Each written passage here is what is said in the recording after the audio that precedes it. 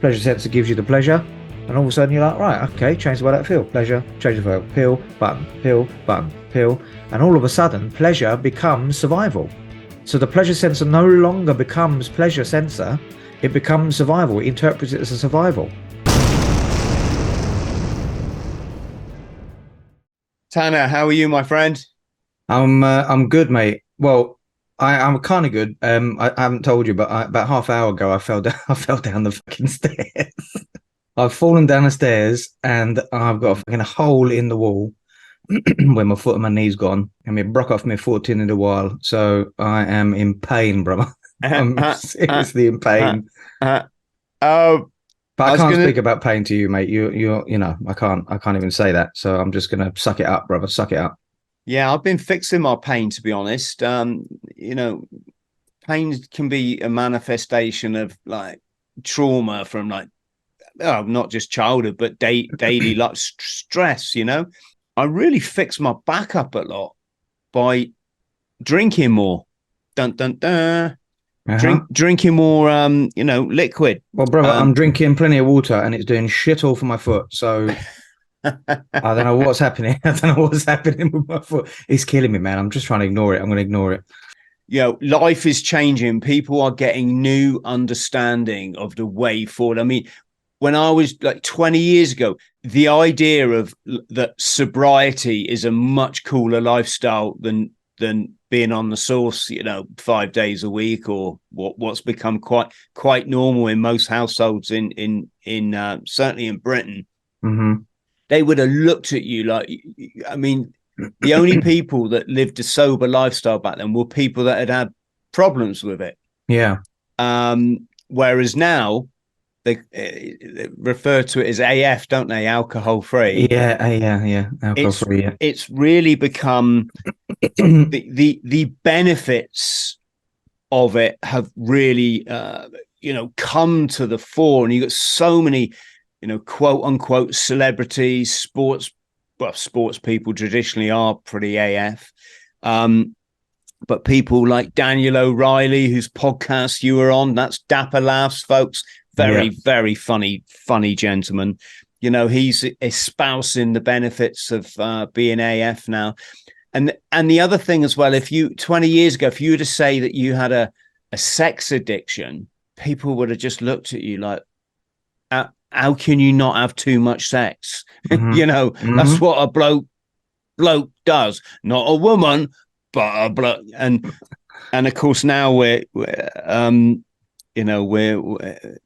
getting a better understanding of addiction and how much it holds us back. So Taner Hassan, psychotherapist and performance coach, unconscious mind therapist, TV presenter trained, I thought was fascinating. And I can see you've worked with all the like big organizations. What I was particularly like was the peacock on your website. That was Yeah. Yeah. moving I, around like that. There you go, folks. There's a good reason. Check the description below and get to Tanner's website. Um, you know why I put the peacock, don't you? Wondering if it was the all-seeing eye, not because I'm accusing you of being in the Illuminati or anything, but because it's symbolic of ancient wisdom. It And is symbolic of ancient wisdom. You're quite right. But the pineal gland, the third eye, is what I'm yeah, saying, which yeah. I'm all over. Yeah. Well, apart from the fact that I love the peacock anyway, and obviously in my culture we have the evil eye, and it just reminds me of that anyway. But mainly because when you are looking for help, most people will come in with either a couple of things: the bravado, so they're peacocking, opening up, say, "I'm all right, I'm all right." I've arrived, but really they're suffering inside. Or it might be that once you've got better, whatever the issue is, that you finally open up because you've been very insular and kind of introverted, and then you become almost like the peacock. You open up, you spread your wings, and you just go and grab a life. So that's the reason why I sort of chose it, really, and it's down to interpretation of what you think. But that was my rationale behind it. And interpretation is a big thing. Yeah, Like I do that occasion, especially when you're trying to come up with some cheesy Instagram post, and some people have really sent me a serious message going, Chris, you got to leave the Illuminati. You know, it's not going to, and I'm like, that means hang loose in surfer slang, right? Mm-hmm. Yeah. Any, you know, talk to Lord Hamilton, or my buddy Lee's a big wave surfer. You know, they all do that in like every photo. And also, I believe in when we're talking symbology, bloody steal it back, use it for what, you know, you could use, you can, I mean, this, so this one, right? You see Andrew Tate does this a lot. Yep.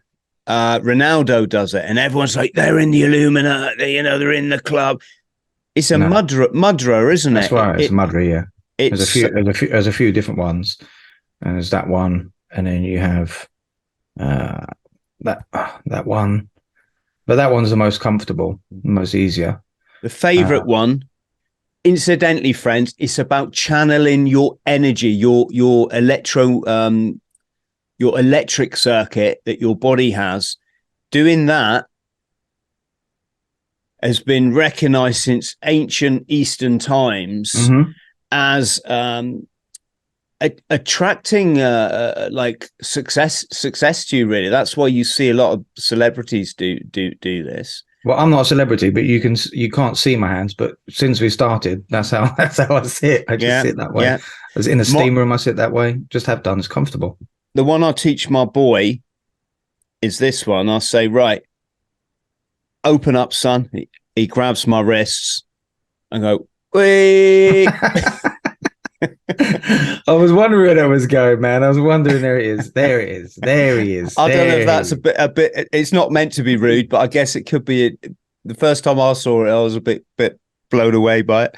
So yes, I'm just blooming fascinated, and let's just get on to some nitty gritty. Okay. I'm no stranger to addiction. It's been a work in progress my whole life. And I'm going to be honest, it was a gift to me because I used to be a bit of a knob. I'm putting myself down. I was never that bad, but you know what I'm saying. I was definitely in the class of school report, could do better in lots. And if he applies himself, could do better. That was mine. Yeah. So I applied myself to living because addiction was going to kill me. And I know, you know, we're going to share our stories here. And I woke up, I literally had an epiphany one day when I woke up and I saw the light. I'm not getting religious here or not. I mean, I literally, the light was beaming through my blinds. And I knew in that moment when I'd almost lost everything, I was cold. I was just lying in my boxer shorts on the floor.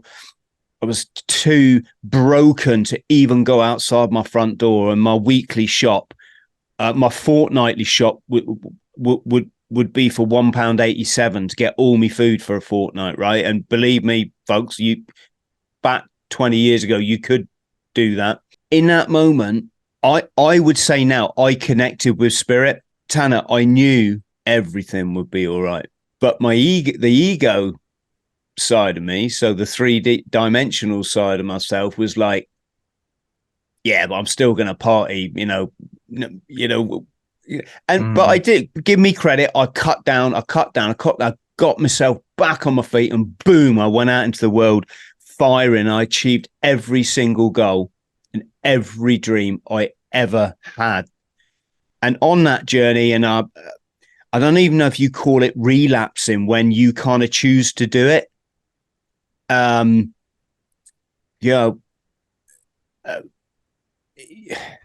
whatever you want to call it, really. It is. I'm not saying it's good. I mean, I'm a parent now, and that's been a big motivator to sort it out. But I've also got an awful lot of conditioning, right? So,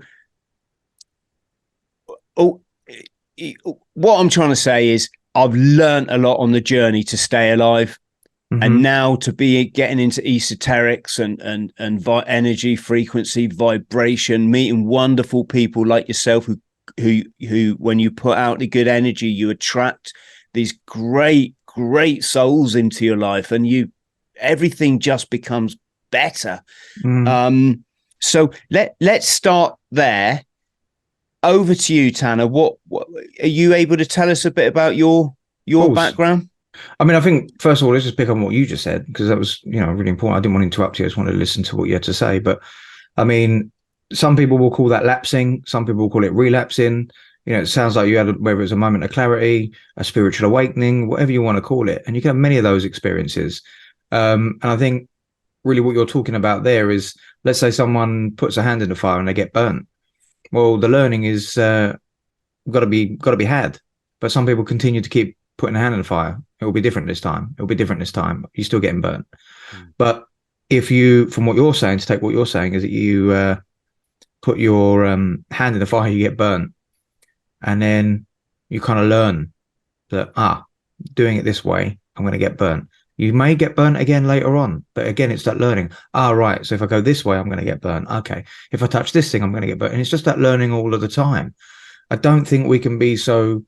I mean, we can be very judgmental, but I really think we need to take that intensity away. It's as long as you're heading in the right direction, it's a learning. We make mistakes as part of being human.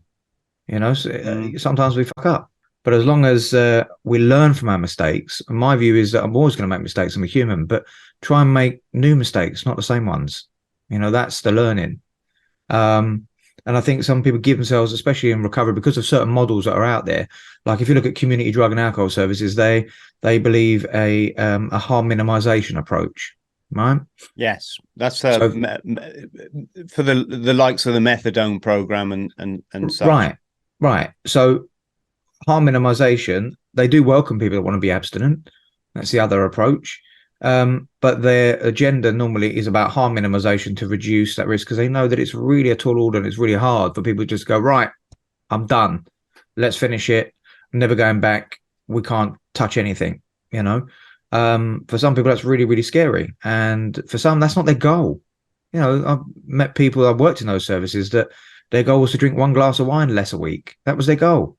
And if they achieve that goal, then who am I to say that they're not doing recovery? That's their journey. That's their life. That's what they're hoping to achieve. As long as it's not harming them, then it's okay, I guess. It's down to the individual. So for me, abstinence is the way for me. I've tried all the dipping in, cutting it down, reducing, Just, I'm only going to drink on a day with a Y in it. Yeah, right. Yeah. All of that. Just birthdays and Christmas. Yeah. Yeah, that's it. You got it. A sunny day, have a drink. It's rainy, have a drink. It's snowing, can't go out, have a drink. Yeah, a good day, bad day. In the end, it didn't really matter. So for me, I needed to abstain. I think I was quite a late starter, really. I mean, I found alcohol quite late. I think I lived such a sheltered life from an early age. I wasn't, I was a smoker. When I was about 12, I picked up cigarettes, and I don't think I had my first drink till I was about, I want to say 14, yeah, 14 years old, I think I was. Late starter. Well, you know what I mean? I'm not like, I didn't start at 11 or 12, and I think it may have been 14, possibly even 15. But I remember when I found it, what it was like. I mean, I used to go to house parties, and I used to be really anxious walking in. The brain was so overstimulated. I was like, who's going to be there? How am I going to walk? How am I going to talk? How will I stand when I get there? Will I have to stand in the middle of the room? Will people be surrounding me like in a bowl? Like, just obsessively uncomfortable, and that sort of self-obsession. And I have like a can of Foster's, and I was absolutely battered. And I wouldn't even think about it. I'd just go in the house, and I'd arrived, and it was just whatever. And that's really the kind of start of how my drinking and using went, really, I think. And by the time I found weed at 16, and I think I fast tracked everything. I think that's because I think what was going on in the back of my mind is I got some catching up to do, because I almost felt a bit less than that. I'd hear people that would be doing it, at 16 years old, they'd already been smoking weed for like 3-4 years, and I just started. It was kind of a bit of that bravado and that kind of not good enough, which is ridiculous, really. But so 16, I just smoked my way through college, and I enjoyed it. I cannot say I didn't enjoy it. I loved it, and I thought I've discovered a secret to the universe. So by the time I got a bit bigger, alcohol, when I got to about 18, alcohol was becoming more problematic. or the situations were more problematic. Like, I didn't want to miss out. I used to work for my dad and finished college, and people would say that famous line, "You come for a drink after?" I was like, "Yeah, yeah, no worries." And I knew I'd work. So I'd go, and I was a waiter, right? So you can't really be under the influence of alcohol as a waiter. So anyway, I turned up, and I in the could. end, well, you probably could, yeah, fair enough. But it isn't good. And No. my dad fired me. My own father sacked my ass. He said, "Listen, you're not listening. So, why don't you see how other bosses treat you? You've been treated really well here.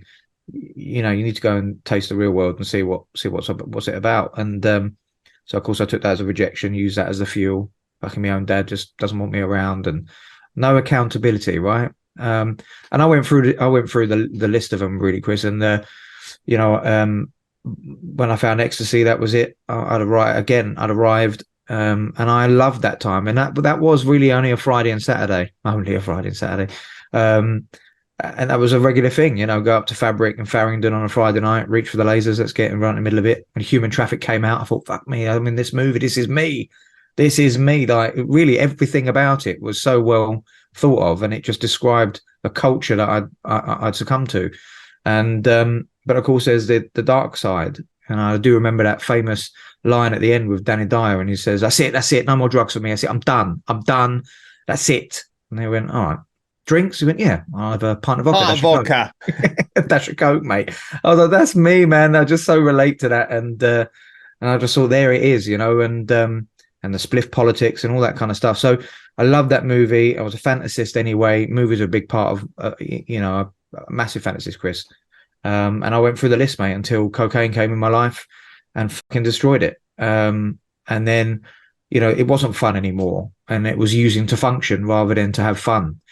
These are memories I have, and this is my story, and this is our conversation, and this is what happened. And maybe people will relate, maybe they won't. It doesn't really matter. But the reality is, it took hold, and when you're doing all these stimulants, everyone would respond differently. And one of my mates would do one line, and he'd be a fucking nose. Everyone would know he's on the gear, and he'd be doing that into the doorman, like telling a joke. "Yeah, let me tell you a fucking joke." Like, it was just disgusting after like one line. And then for me, I'd be quite serious.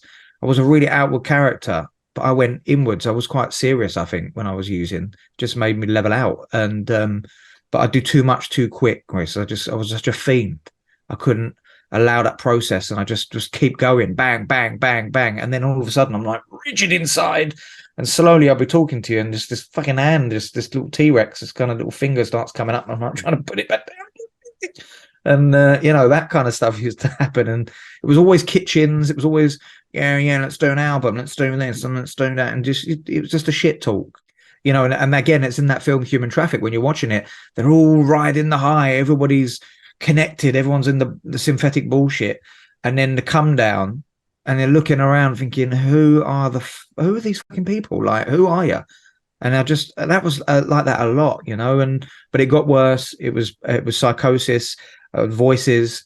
I thought people were following me. The paranoia was real. Walking in the middle of the road at night time, thinking people were following me, carried bricks around. I was just terrified of everything and everyone. It was dark, and I was tired of living a double life, because I was trying to keep it away from everyone, that no one would know, only my mates. But and I sort of messed up that relationship in my family, and I really put them through it. Really took their peace of mind, and until they sort of gave me a mini intervention in the kitchen in the house.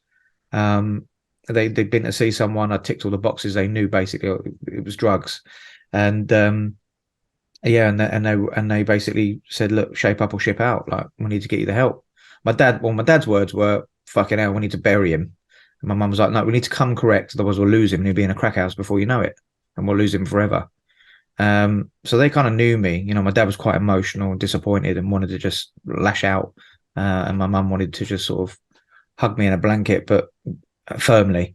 And I took so much from then, Chris. Do you know what? I worked in the nightclub industry for a while, and I used to make them give me I didn't even drive, so lazy. I made them give me a lift when they'd been working all day, and I couldn't even go into work. The consuming fear.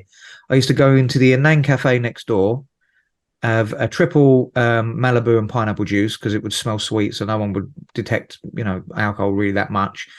I'd meet my dealer. I'd sort myself out. I'd have another lot. Then I'd go into the club. I'd have a treble amaretto with one ice cube. Go and sort myself out again, and then I'd open the book. And that's how my night started every time. So by the time the night started, I was fucked already, and I was just.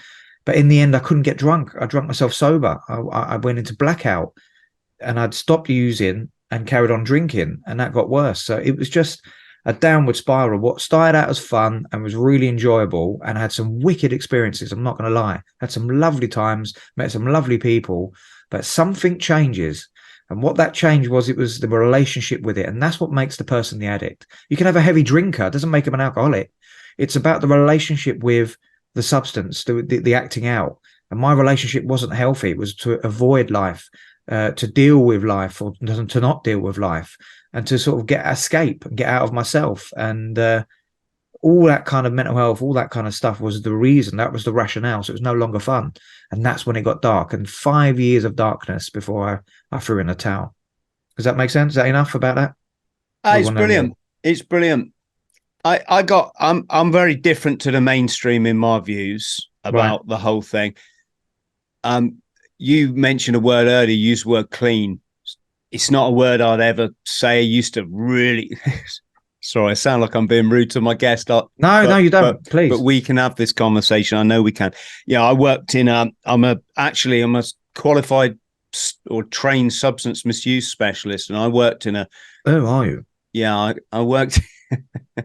I worked in a let's just call it a community clinic for 3 years, and I came from the university background, on top of having at that time like 20 years experience as a someone that used all this stuff.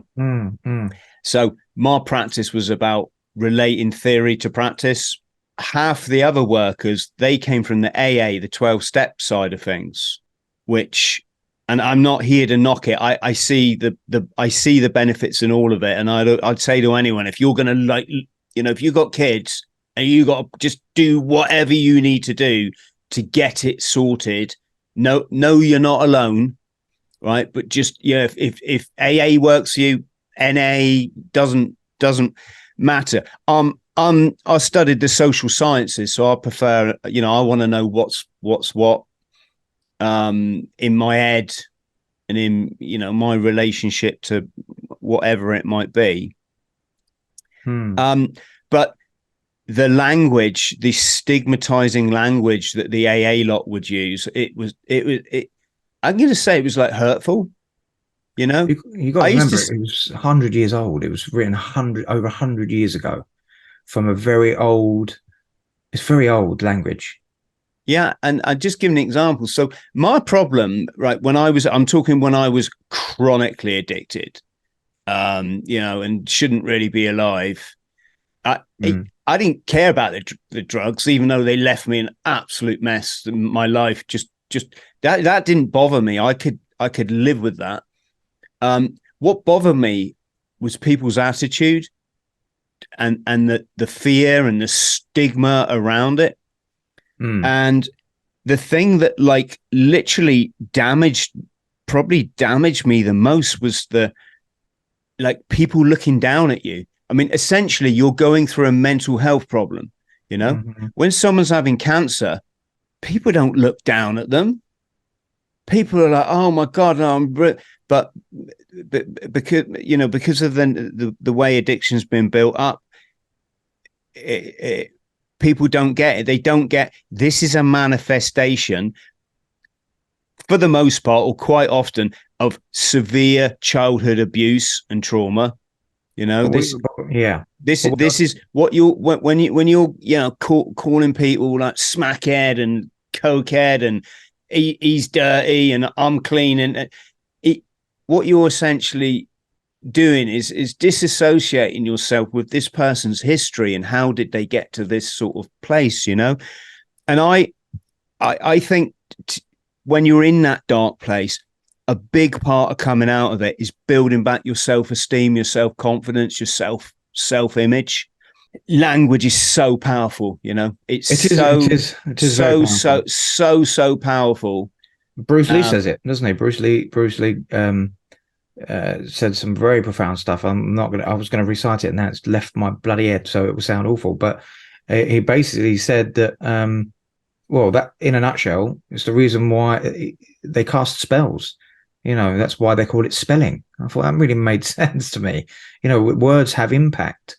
You know, if I say you're shit, you're shit, you're shit, going to impact your brain. And if you think you're shit, you know, you might even believe it because I'm now sort of programming your reticular activating system within your brain. And so your filter starts to look for that information that confirms you shit, right? So words are really, really, really powerful. I totally agree. But when you talked about the people looking down on and frowning, I think a lot of people, they dismiss what they don't understand and they reject what they don't understand, and it comes out in a nasty way. And so there was a lack of understanding. It's, you know, with cancer, there's more understanding. People, I'm sure when it first came about and people had chemotherapy, did people recoil from those people and think I might catch it like they did with HIV? I'm sure they maybe did. You know, when HIV came out, people wouldn't shake your hand. People would not be in the same room. People would think you could catch it. So the absolute recoil approach from people, the kind of that look and looking down on. And I think people do that and they look down on what they dismiss what they don't understand. There's the associations that are out there. But when you said some of the language, some in some of these programs, and there's many ways for recovery: smart recovery, 12-step recovery, you know, kind of religious-based recovery. There's activity-based recovery. There's so many different things, different ways. But one of the things I do like about the 12-step particularly is some of the language and some of that time, because it's that old, that some of those realizations. And we have to remember that Carl Jung was a therapist who was part of the person-centered therapy. He helped shape that program, and Linda McCartney followed that program, and she was not an alcoholic. And she said, if normal people follow the program, it'll all be better people, because it's about looking at yourself. And I think that's what's really great. What complicates it is people and individuals. And I think certain people's experiences in a certain program is because of individuals. That, well, individuals don't speak for the program. You know, I don't speak for all therapists in the country. You know, it's just my view and my interpretation. You know, just like these terrorist nutcases that's hide behind the religion and say, you know, that's not really a religious act, but that's their interpretation and their excuse that they're using. So I'd like to think there are smart people, and I agree with you. Go and try out anything you want, see where you go and see what fits for you, and then give it a go. Because I broke this down. I had a look into it. Why does it work for a lot of people, and why, you know, it's definitely a route I went down. But from a biological level, we need each other. We need people, and it's that primitive right down into the beginning, that if we didn't stick together biologically, we would be, you know, together, we would be food, right? So it's survival. And so we need each other. And when we're carrying around such shame, such guilt, such real negative stuff, and these stories that we think, you know, if anyone knew this stuff, they would just shun me out of society. And when you find like-minded people that have been in a similar place, suddenly you don't feel as shit.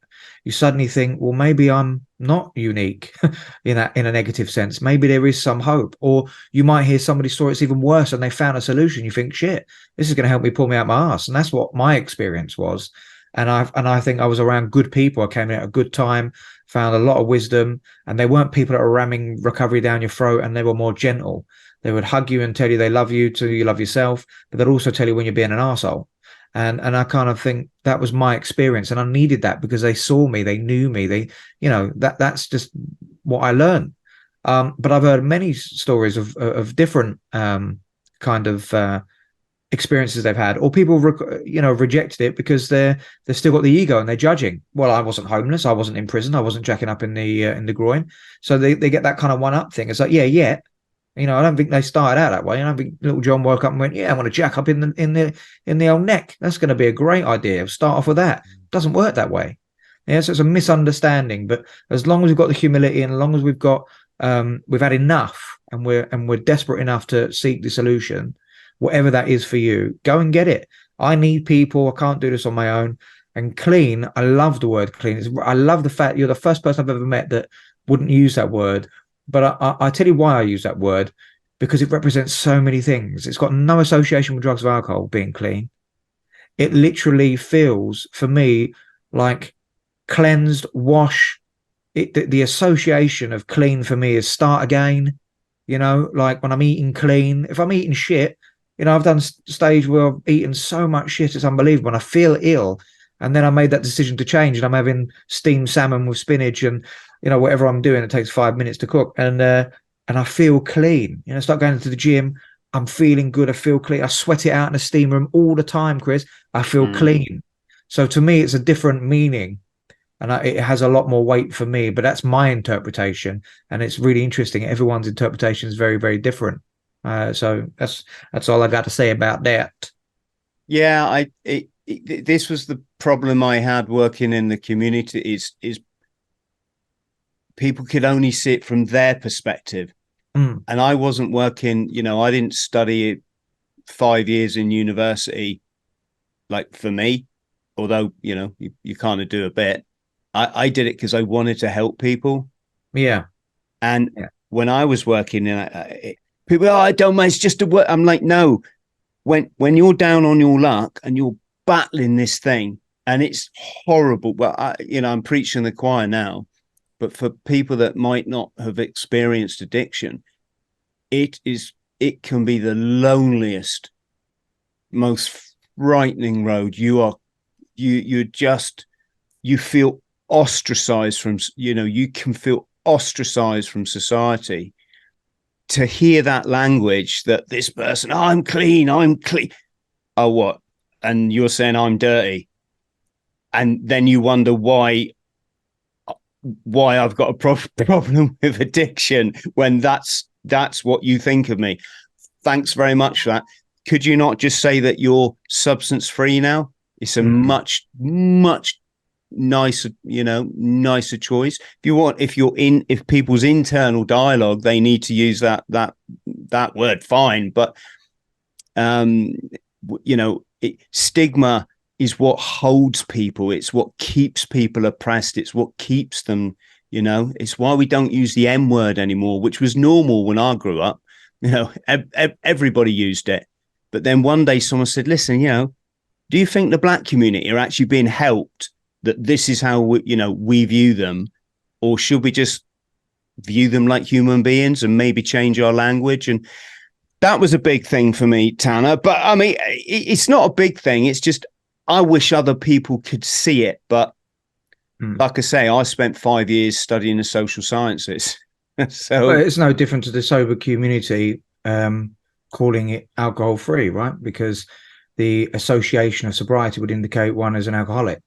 And so it's just, again, it's open to interpretation. That's a really good view, and I respect your view on that. And I do understand what you're saying. And it's how it represents how you're feeling, what you're thinking about self, how you feel, the judgment on your own self and others.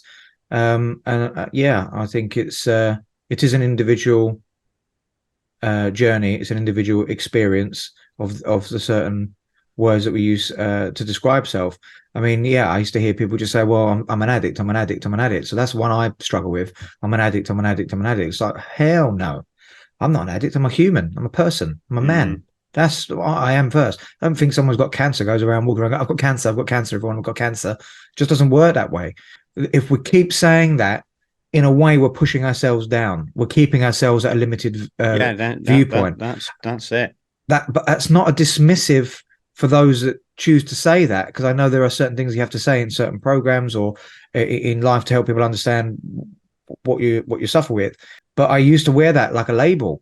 I used to spin it, to escape accountability. Well, I'm an addict. No, of course I'm going to do that. I'm an addict. It's just like, so I was manipulating even that. But now I don't choose to look at that. That's a long time ago. Look, I'm 17 years substance free. We'll go with yours today. Where I'm 17 years substance free, alcohol free, sober, just clean, the way all of that. Just the way you said that, Taner, is so much nicer. It's so much more caring and human.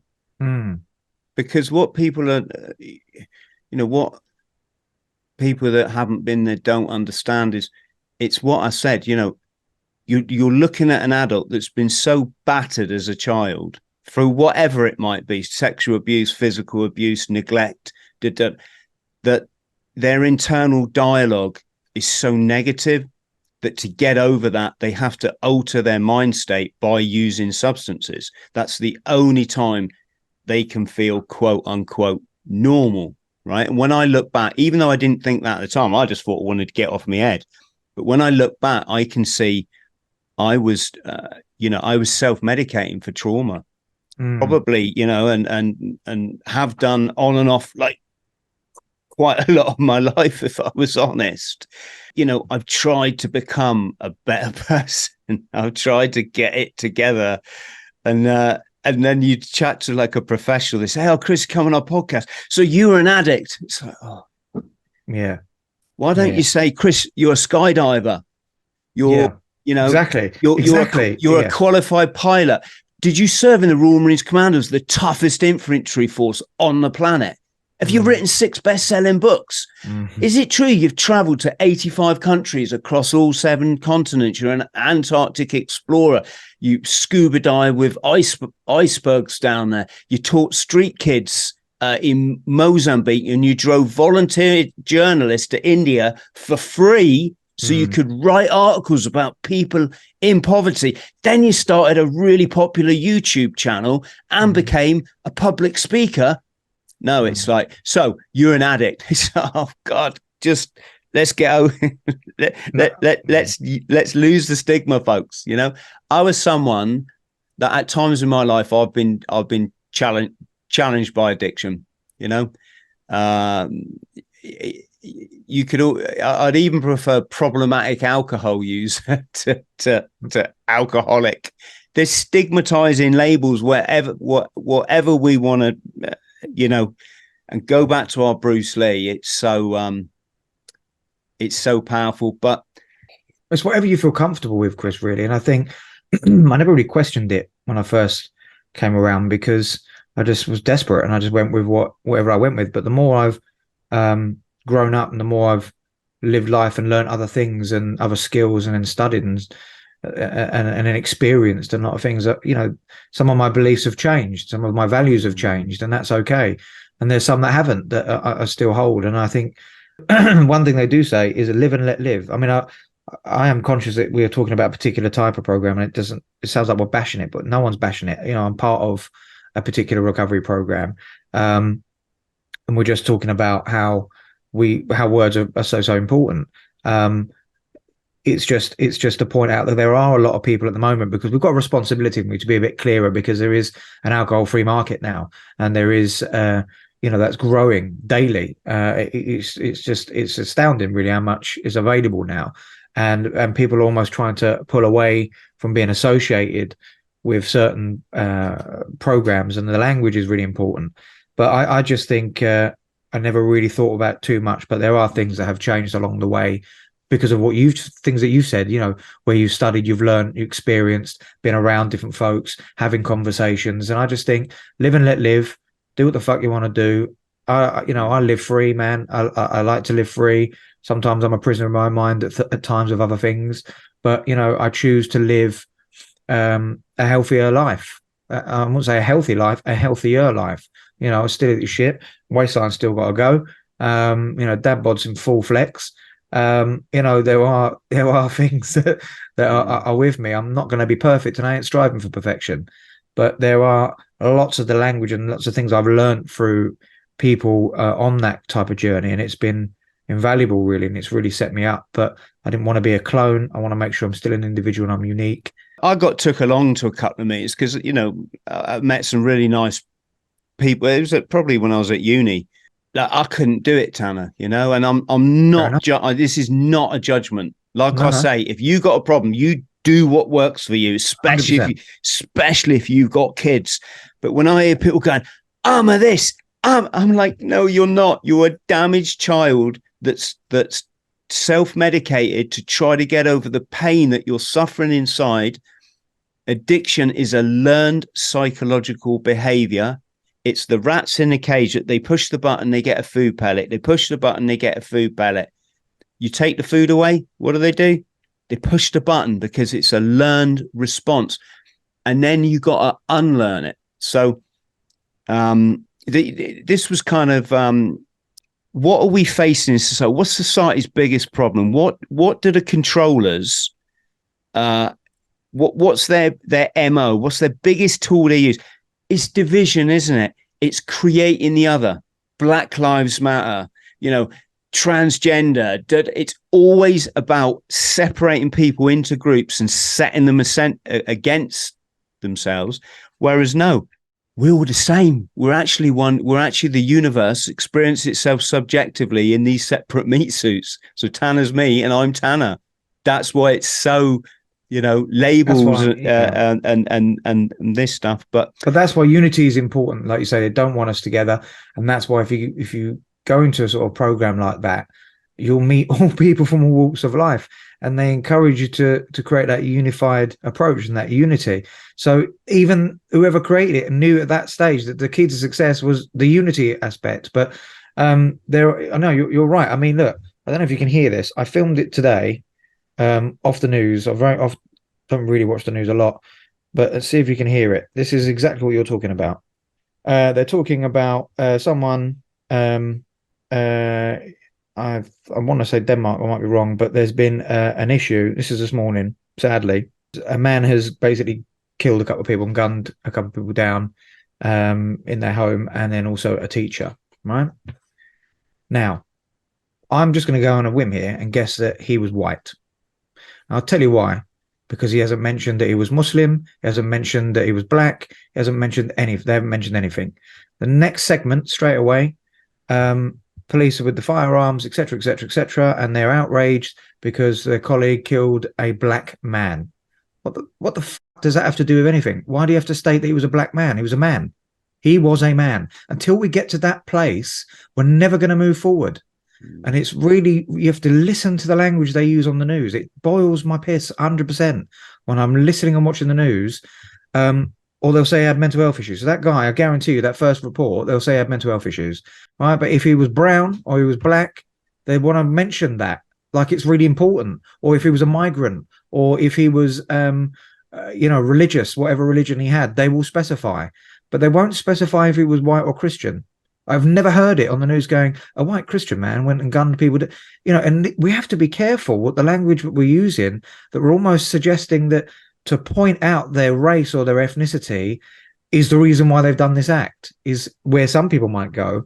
But why are you pointing that out? What is your agenda of that? Are we then trying to keep people down in victim mode? Are we trying to put some kind of narrative across?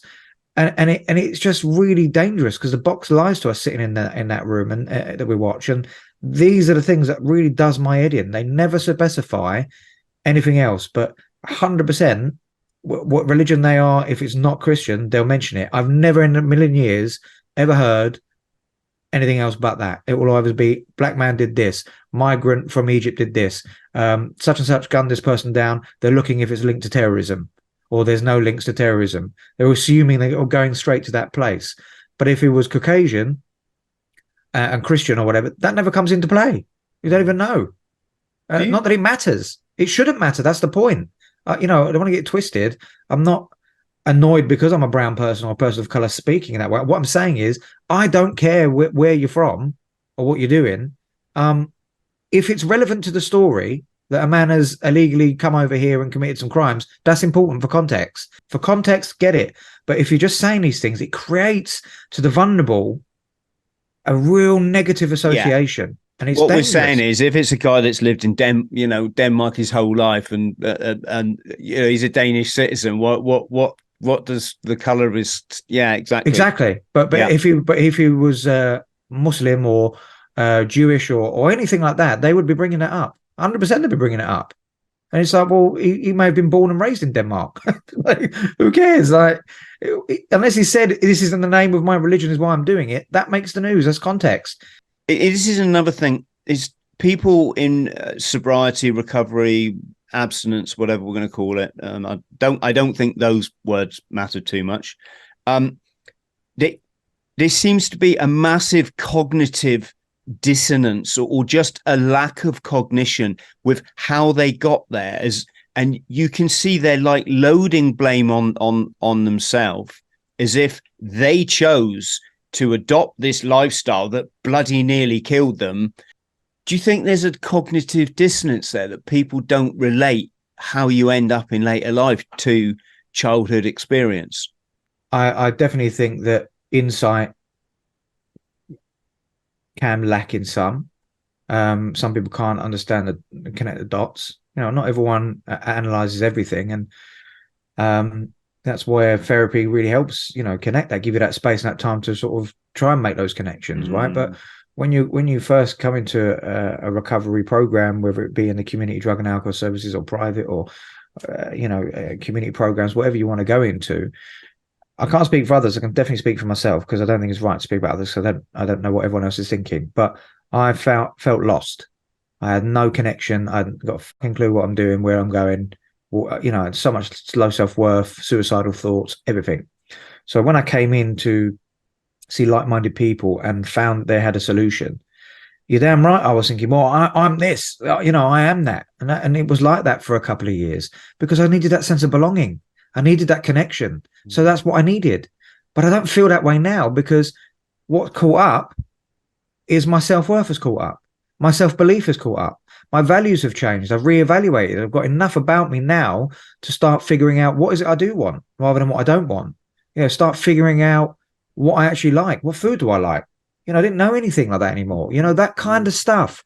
So I needed what I needed in that intense way. I interpreted, because I was desperate to belong to something, because I felt like I didn't belong anywhere.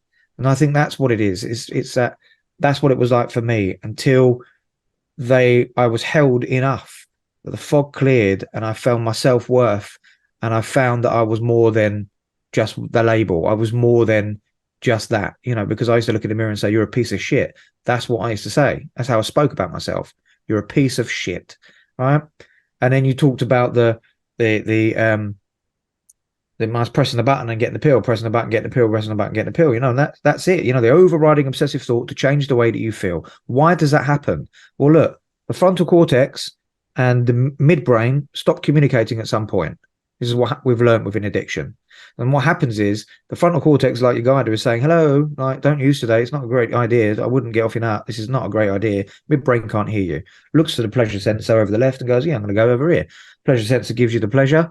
And all of a sudden you're like, right, okay, change the way that I feel. Pleasure, change the feel. Pill, button, pill, button, pill. And all of a sudden, pleasure becomes survival.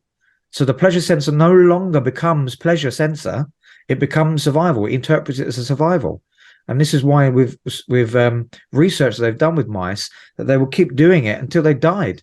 They kept doing it to get the payoff until they died, because no frontal cortex can't communicate and say, hey, the voice of reason, you're going to die. This is nuts.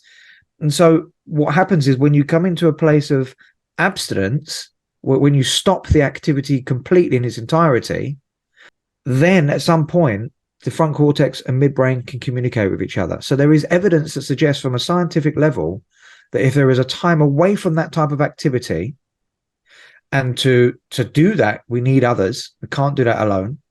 And that might be, let's say you were traveling around the world on your own. You're still not really on your own, because you're experiencing and seeing things and connecting with something. You're connecting. That's the point. And then it starts to change, and then you stand a better chance, and they start communicating again. That's from a neuro, because I know you like the other stuff. I hope that's a little bit useful to hear that view. Yes, it's like Johann Hari, isn't it? That they isolated these rats and they fed them coke, and they all got addicted to it, and they wouldn't, they would choose that over their normal food every time, or the pellet that had some coke dripped into it. But then they found, when they put them back in the community, mm-hmm. and they still had that same choice, they started to go for the food.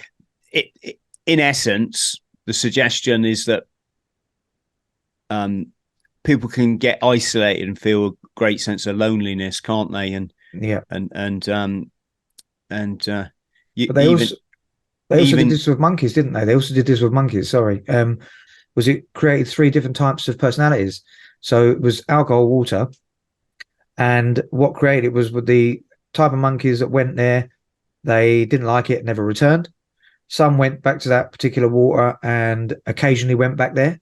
And then there were the others that were fucking around it and would get aggressive if anyone else came near it. And I thought that was really powerful and really interesting. And that guy who did that research, that doctor, his parent, he was an adult child of an alcoholic father, right? So he was really invested in that research. And I thought it was really, really interesting. And I think Gabor Mate, his view on addiction is absolutely phenomenal.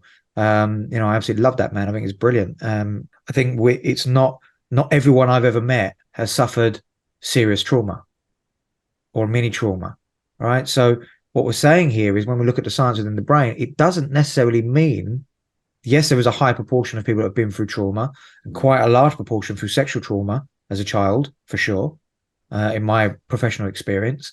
That doesn't mean everyone has. So it's all of it. It's not just about the trauma and attachment issues, but it's also about your environment, your social, and other bits and pieces as well. They all not complement, what's the word, contribute. They contribute to the reason, but they're not the reason. They're a contributing factor to the reason.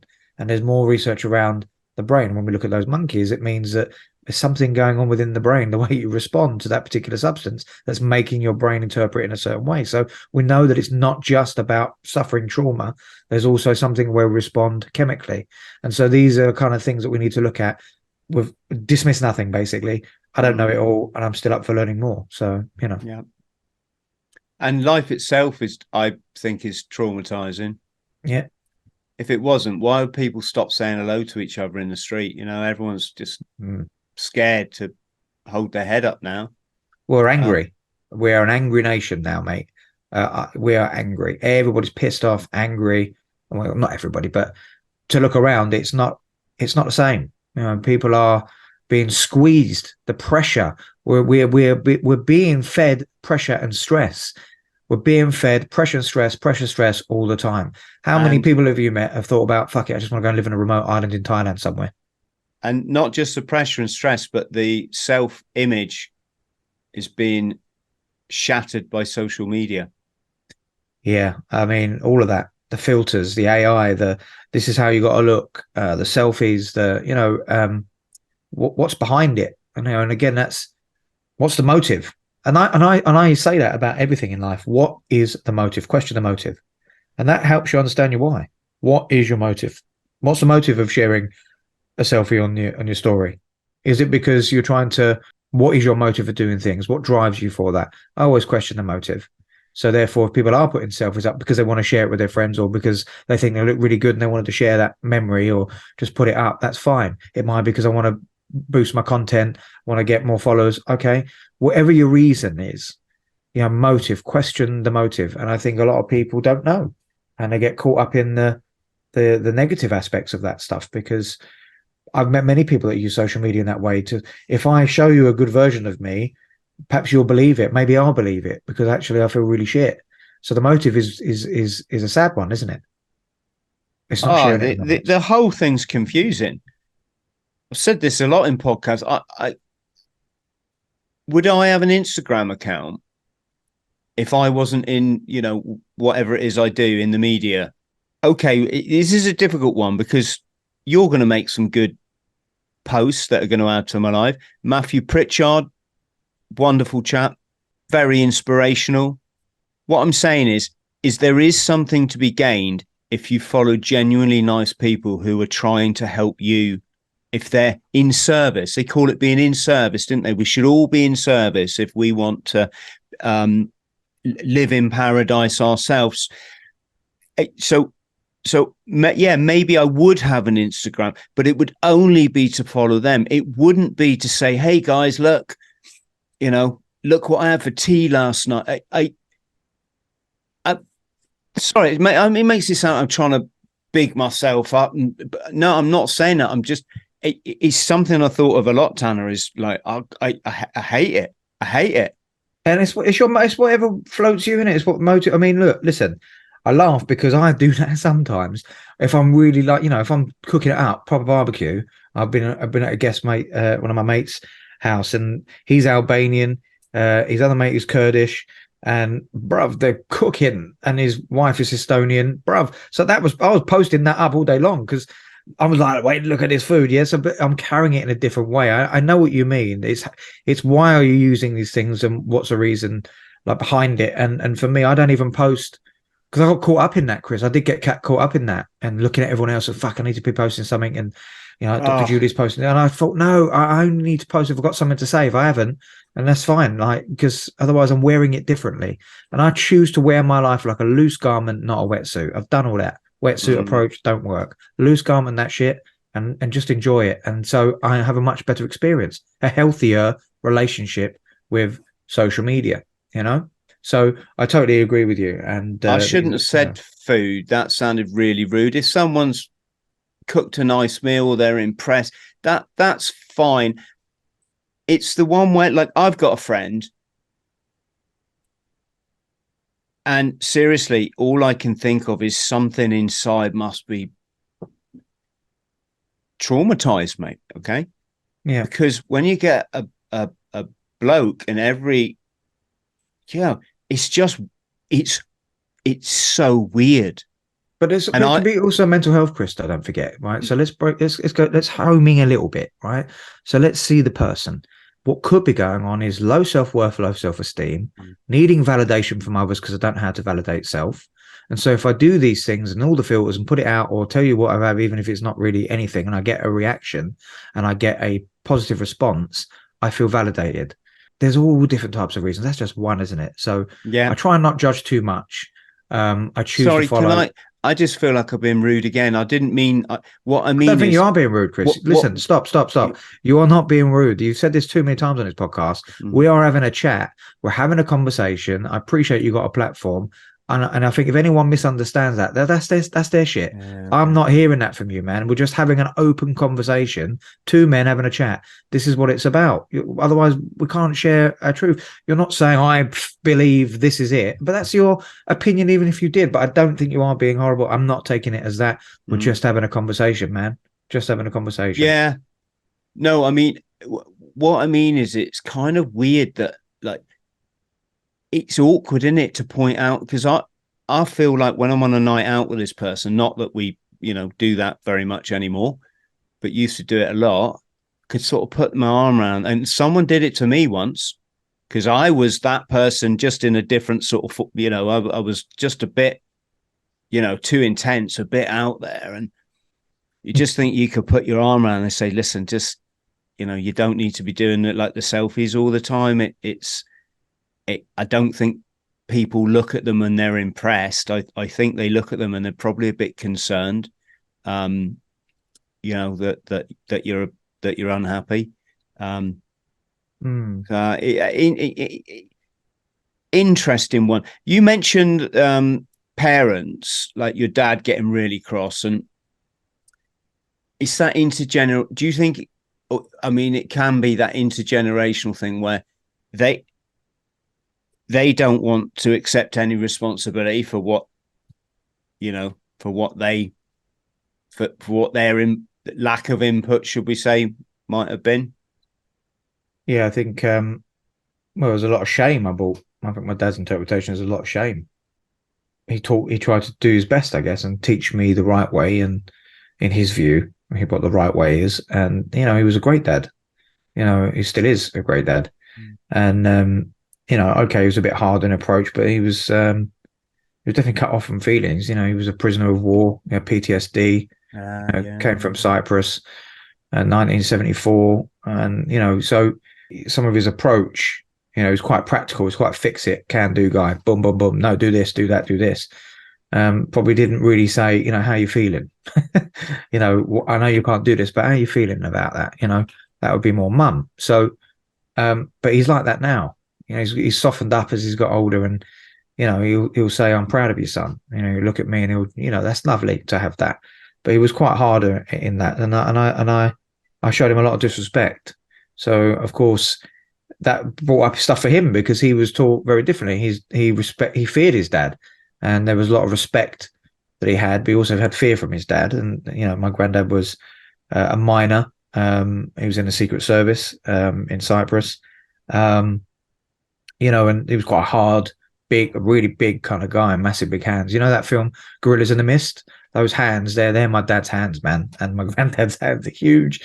Those just big hands, and so I think I just brought a lot of shame and there was frustration, and he didn't know how to really, you know, how to deal with it, and I reduced that man to tears a few times, and that's really hard for someone like him because he's a proud man and he's of that schooling that don't show everybody that emotion, but that's sort of changed in him now. The more conversations we've had, so there are those differences, but I love that man. He's both of my parents, but he's a man's man. My dad, he's what 60, 65.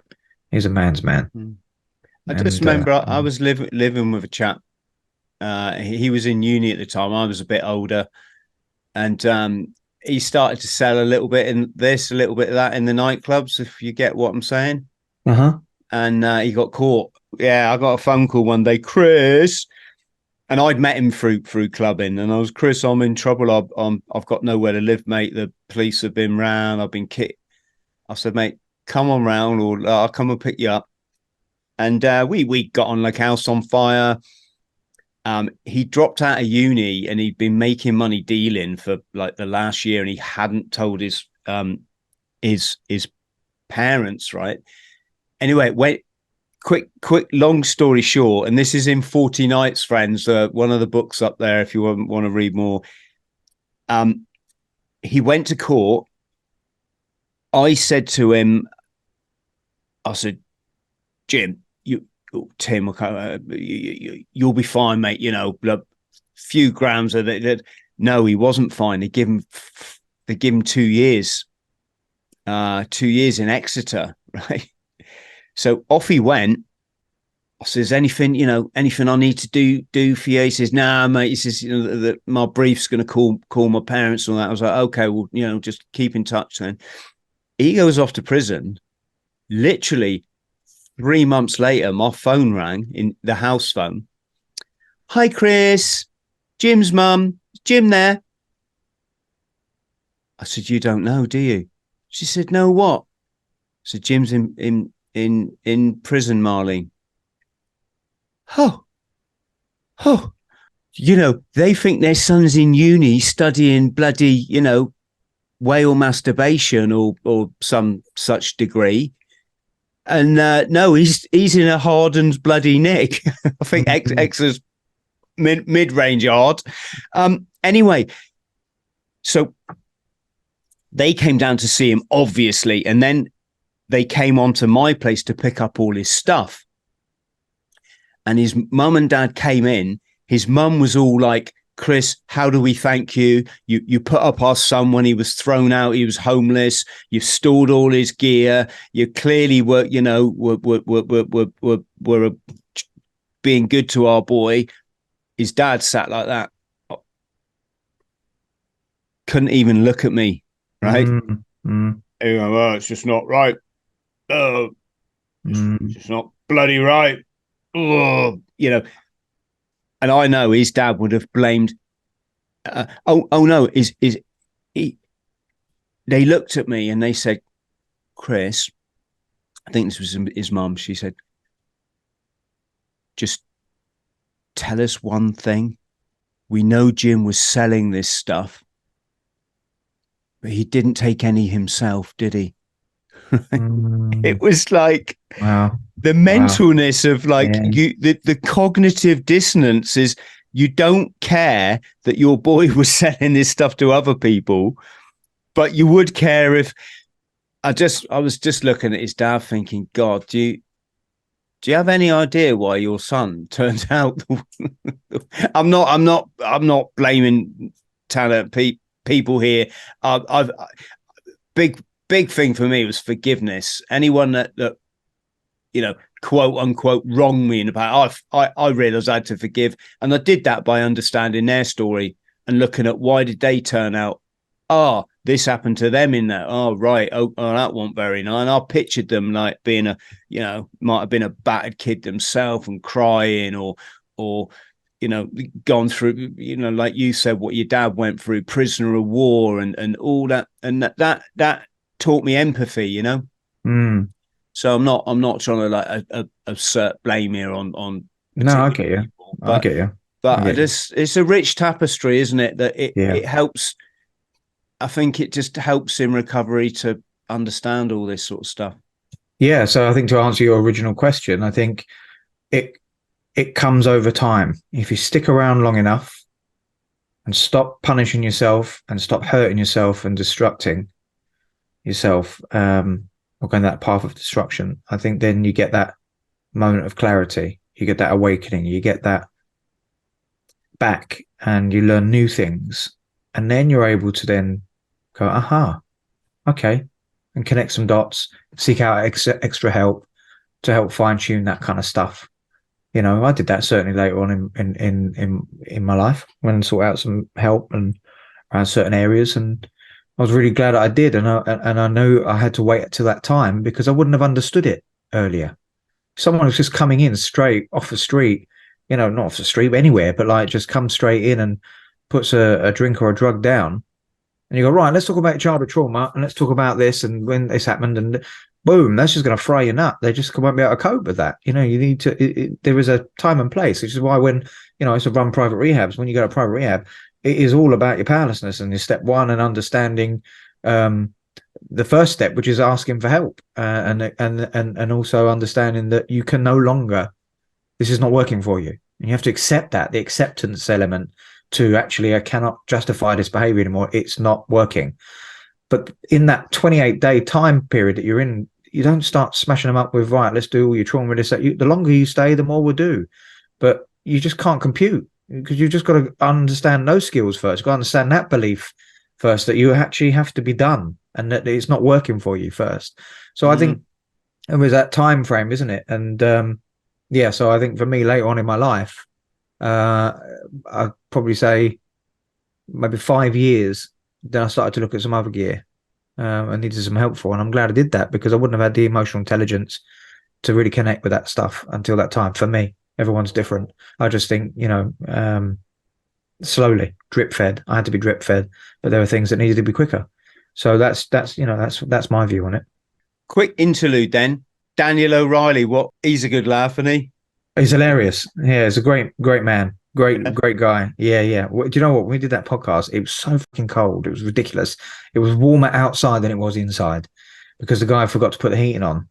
So we had this tiny little radiator. We were both freezing and just trying to pretend, because it was obviously not just audio. I wondered why. I did wonder why he had this big puffer jacket on. Freezing in there, but we done all right, and he's a lovely guy. So, friends, we're talking about Dapper Laughs, as you might be more familiar with his.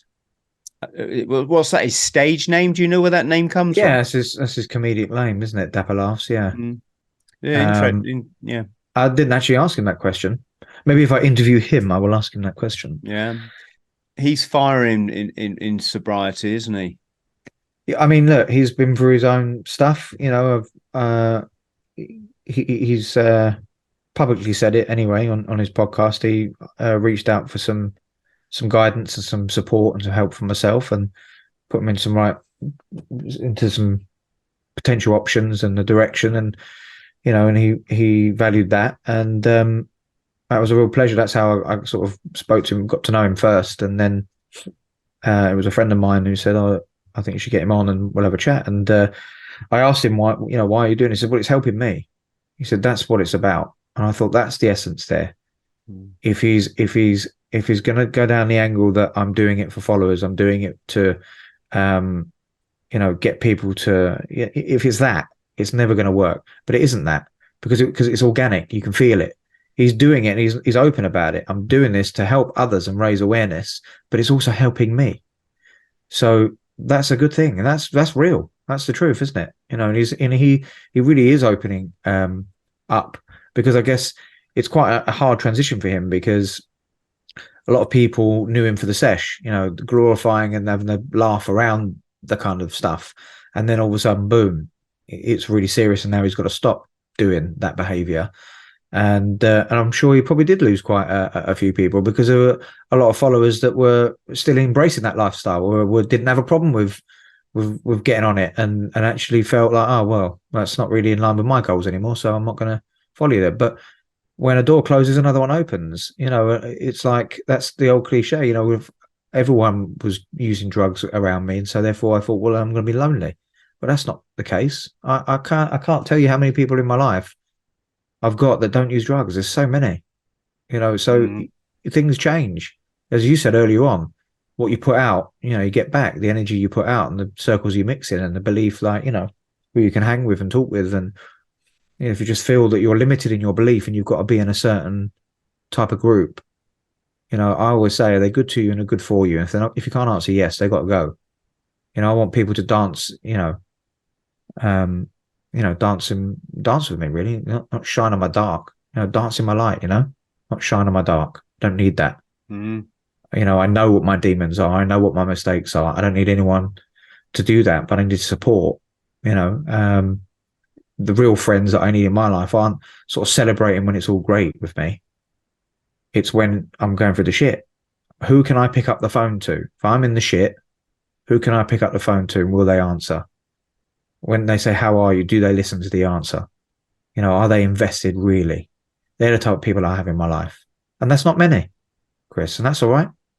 It isn't many. It's not supposed to be many, though, is it? It's not. I couldn't handle it, but it really isn't many. It's No. as a couple.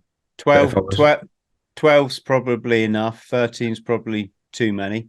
I haven't even got that. It's a lot less than that.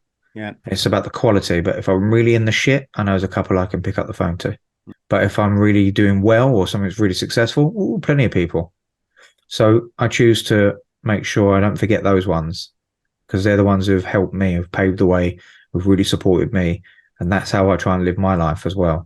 And I think that's really important. I'll tell you an interesting thing, Taner, right? So we just had a couple of weeks in Turkey. Well, I mentioned it, didn't I? In fact, you were there, I think, the same time as me, or just before.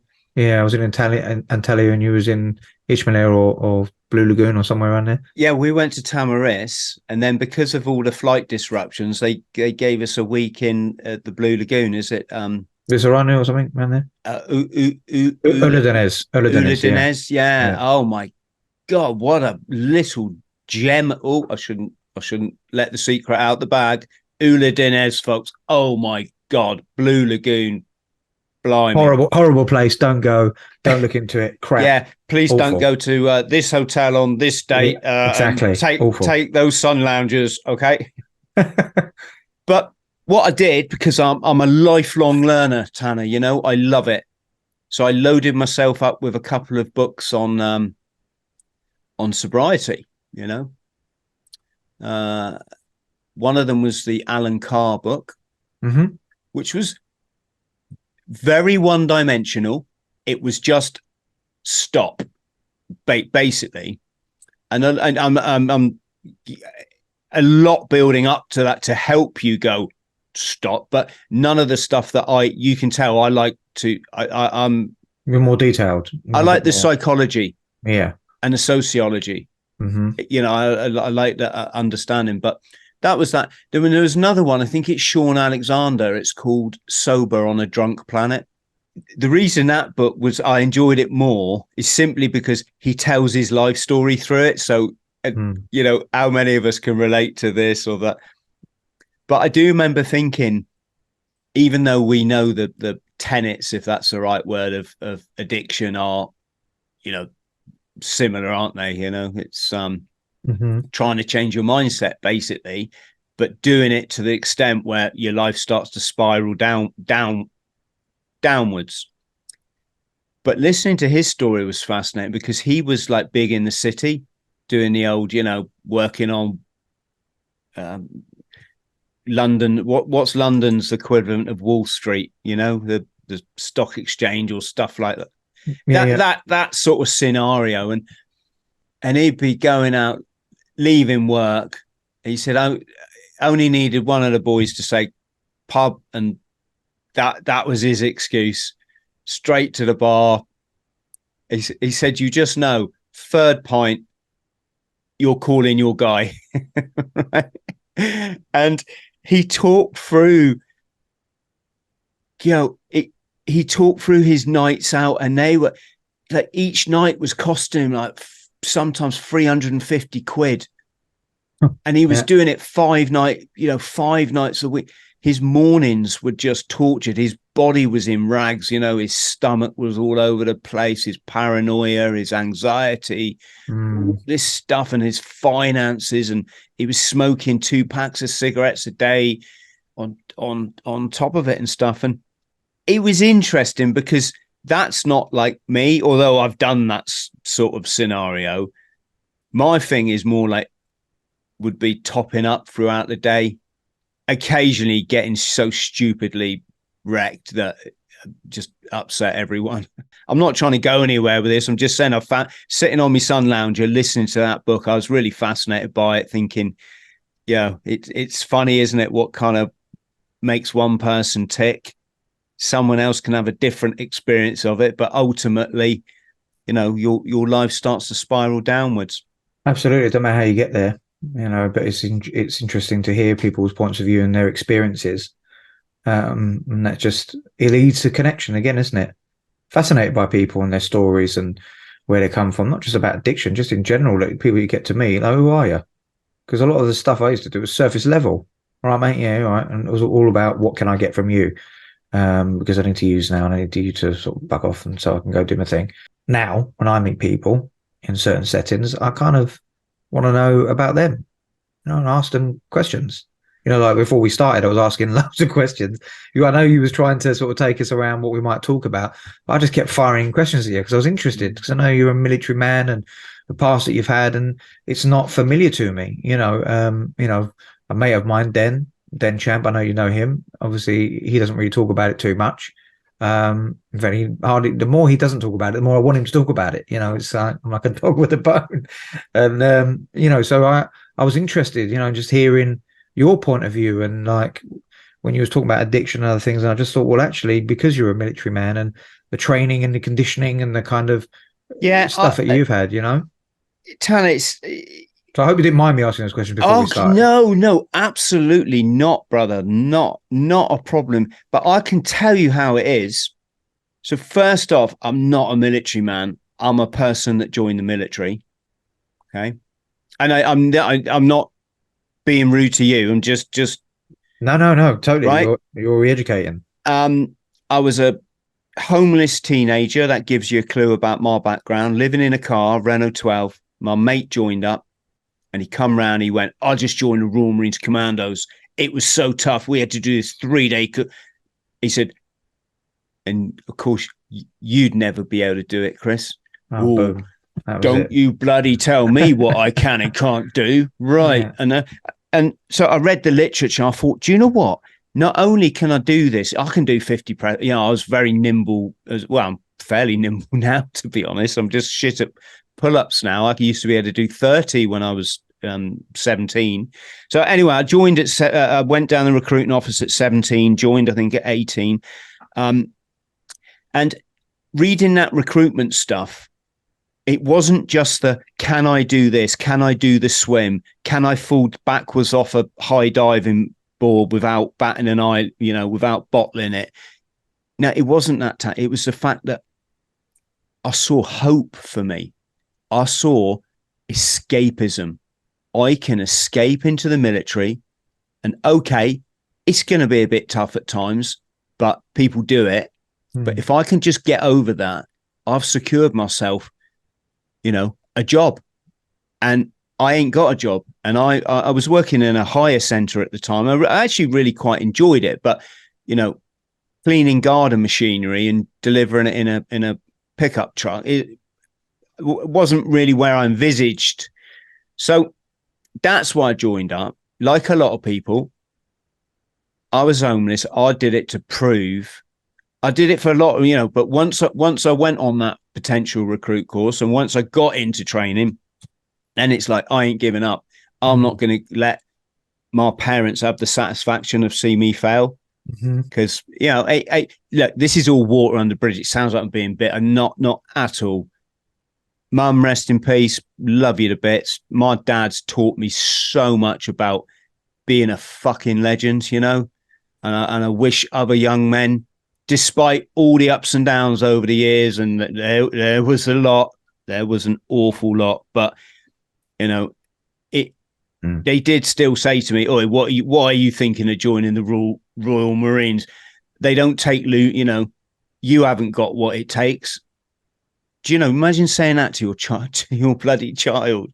So that's why I joined. Okay. When I got in, I was a spectator, mate. Could I do the job? Well, obviously, because I passed the training.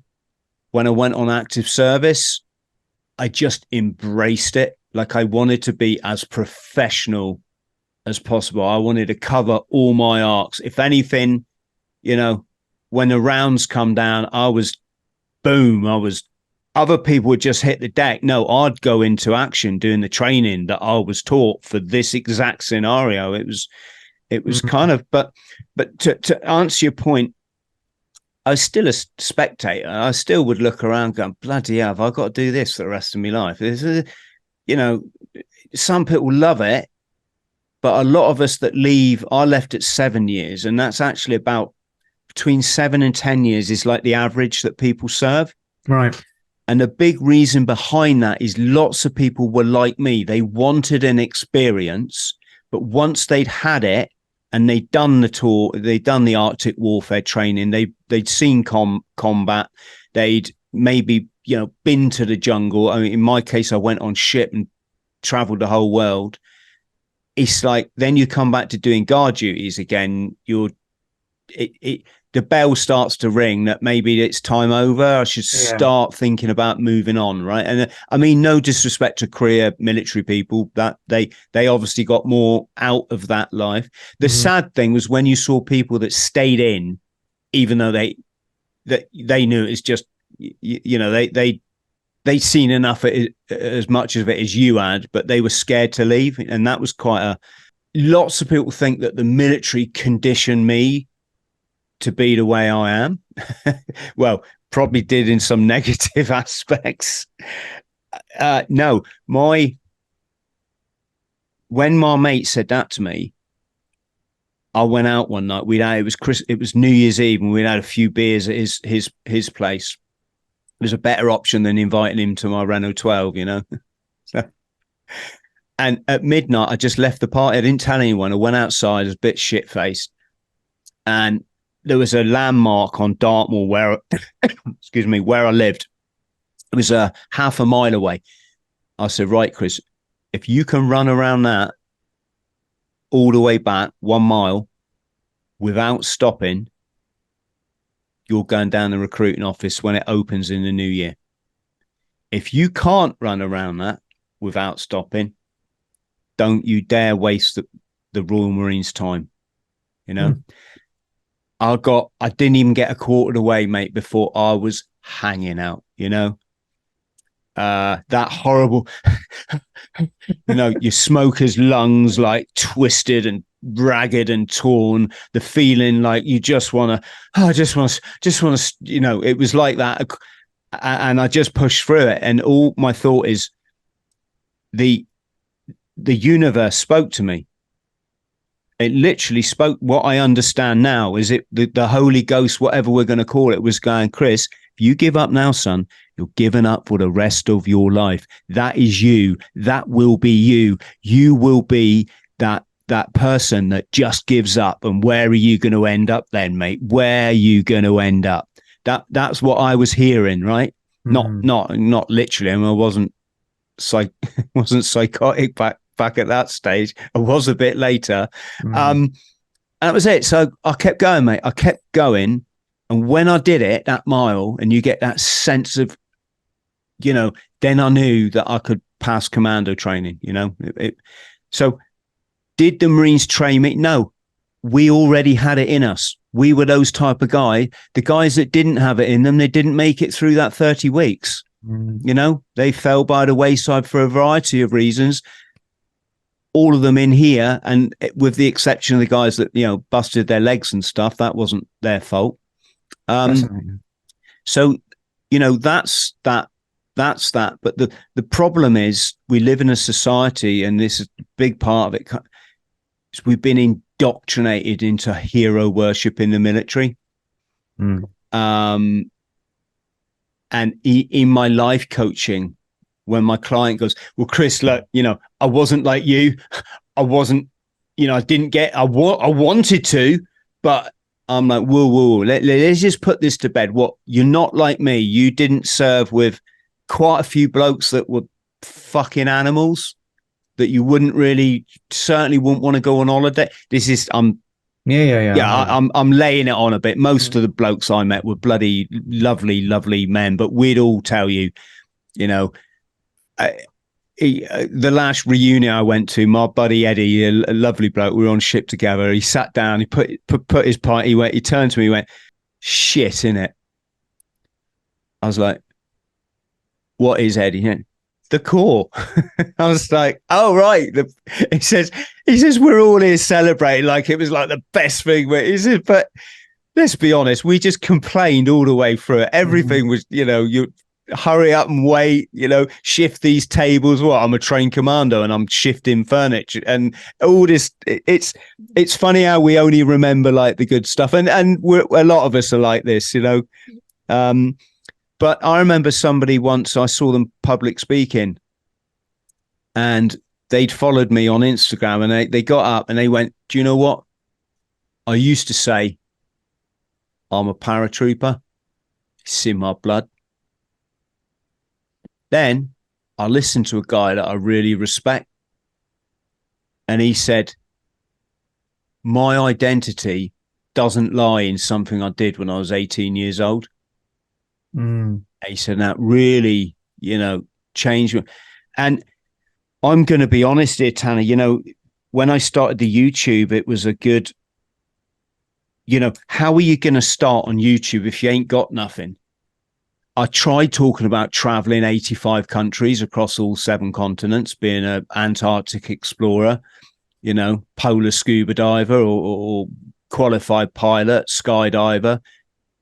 No one's in, you know, that cohort on YouTube, which is predominantly, you know, 20 to 30 years, not interested, mate. Not interested in all what I call Tarzan stuff, because Tarzan was, and will always be my hero. You know, anyone that stands up for his boy, you know, and fights Crockett, that is my thing, you know. And didn't work. So I'm basically failing at YouTube. And as you probably gather, I don't like to fail. I don't fail anymore. I normally pick things that I know I'm going to smash, you know, and when it gets hard, I know I've got it in me just to keep going that last 30 miles or that last bit of the swim or whatever. Not interested. So just randomly, I did a video on like, what's it like to join the Marines? And I taught what I told you, you know, this sort of, bloody hell, you wake up in the morning, you've gone from getting like 400 views on your videos to like 12,000 overnight or something. And you're now looking at that monetization thing that mean, oh my God, I could maybe make a living out of this. Round about the same time, I started a Facebook group because I had all these Marines when I left the Marines, I walked out that gate, the RSM, the Regimental Sergeant Major, came up and just give me this, like, you don't belong in the Marines kind of spiel. And I smiled, shook his hand. I walked out the gate, mate, and never looked back. Figuratively, mentally, physically, not. My cousin did the same. My cousin joined as a boy soldier, 16, got King's badge, when put himself through training again to become an officer, left as a colonel. They carried him out the camp on a gun carriage. I think he thought it was all a bit silly between you and me. And my dad said, you know, your cousin, he didn't even look back. You know, he went on to become a top barrister. Right. You know, I think he wanted to experience something else. He'd been in Aden and Northern Ireland. He'd lost Marines, you know, Marines killed and that. But so I didn't think about it. About 15 years went by. I saw 2 Marines in that time, even though I live in a military city, you know. And then suddenly my mate said, you want to join this Facebook, Chris, thing? Everyone's doing it. And like I said earlier, it's not really my thing, but as all my mates that I played poker with and went out clubbing with were on it, I did it, and it was all right. And then suddenly I'm getting these friend requests from Marines, and I'm like, that's smart. I worked with him at that camp. Oh, that's matey from our Northern. I'm surprised he remembers me. Bloody hello, mate. And before I knew it, I've got all these Marine friends on my Facebook. And there was this silly thing back then. I hated it then. I'm going to hate it now. It was called poking people. Do you remember that? Yeah. I got grown Marines, these roughy, toughy, hairy ass dagger in the teeth commandos that poking me. I'm like, ass. Fellas, you got to stop this shit, right? What we're going to do is go down to Boozer and get hammered, all right?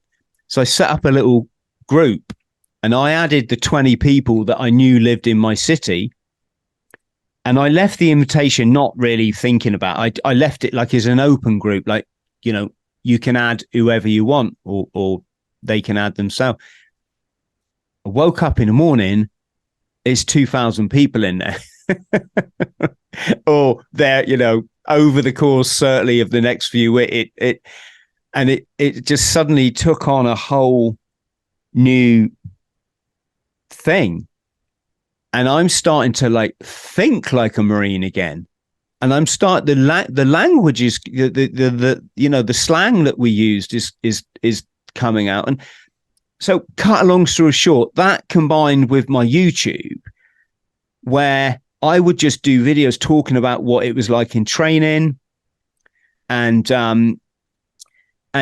I always put the caveat. I said, folks, in this day and age, if you think you're joining the military for freedom and democracy, you're having a laugh. I'm just being honest with you. You know, you work for the big club, the military, you know, they own the military industrial complex. They play their new world order. That, you know, I'm sorry to tell you, you ain't here like Dad's army to defend the homeland. And so that's kind of how I got back. And now I'll be honest, Taner, I podcast lots of veterans. I'm passionate about my brothers and sisters. I wanted to tell their story, and it's now, and I did lean on it a bit, you know. I mean, that is quite hard to get for a broken, damaged kiddie, and I got it. And some people say, Chris, don't be silly. Just, you know, I'm also English veteran, or as English Veteran of the Year last year. You know, this is about veteran stuff now, not about military stuff, for inspiration. And I'm very proud about that. That was really good, like a cherry on the cake moment. Congratulations. Now people really need to start wising up as to what the military actually is. You know, they're the thugs. And I don't mean that, you know, personally. I mean, they're the foot soldiers, the stormtroopers for the psychopaths in there, you know, playing of the global community and keeping everyone in their lower animal self, their ego self, angry and cross, which is why I'm passionate about, you know, equality, and I pay attention to the language and this kind of stuff. And I'm just trying to say I'm moving away from it. I'm Chris Thrall. Yes, I was in the military a long time ago. Yes, I still can bring those attributes to the surface, and I can lead elite veterans on a 9-mile speed march in 90 minutes, carrying the full weight. But the thought that some kiddie could join up and go and lose his legs now, you know, for what? And or that some dad could be just crying in the pub because his boy never come home. It's not right, mate. And more veterans need to be speaking out like this, and many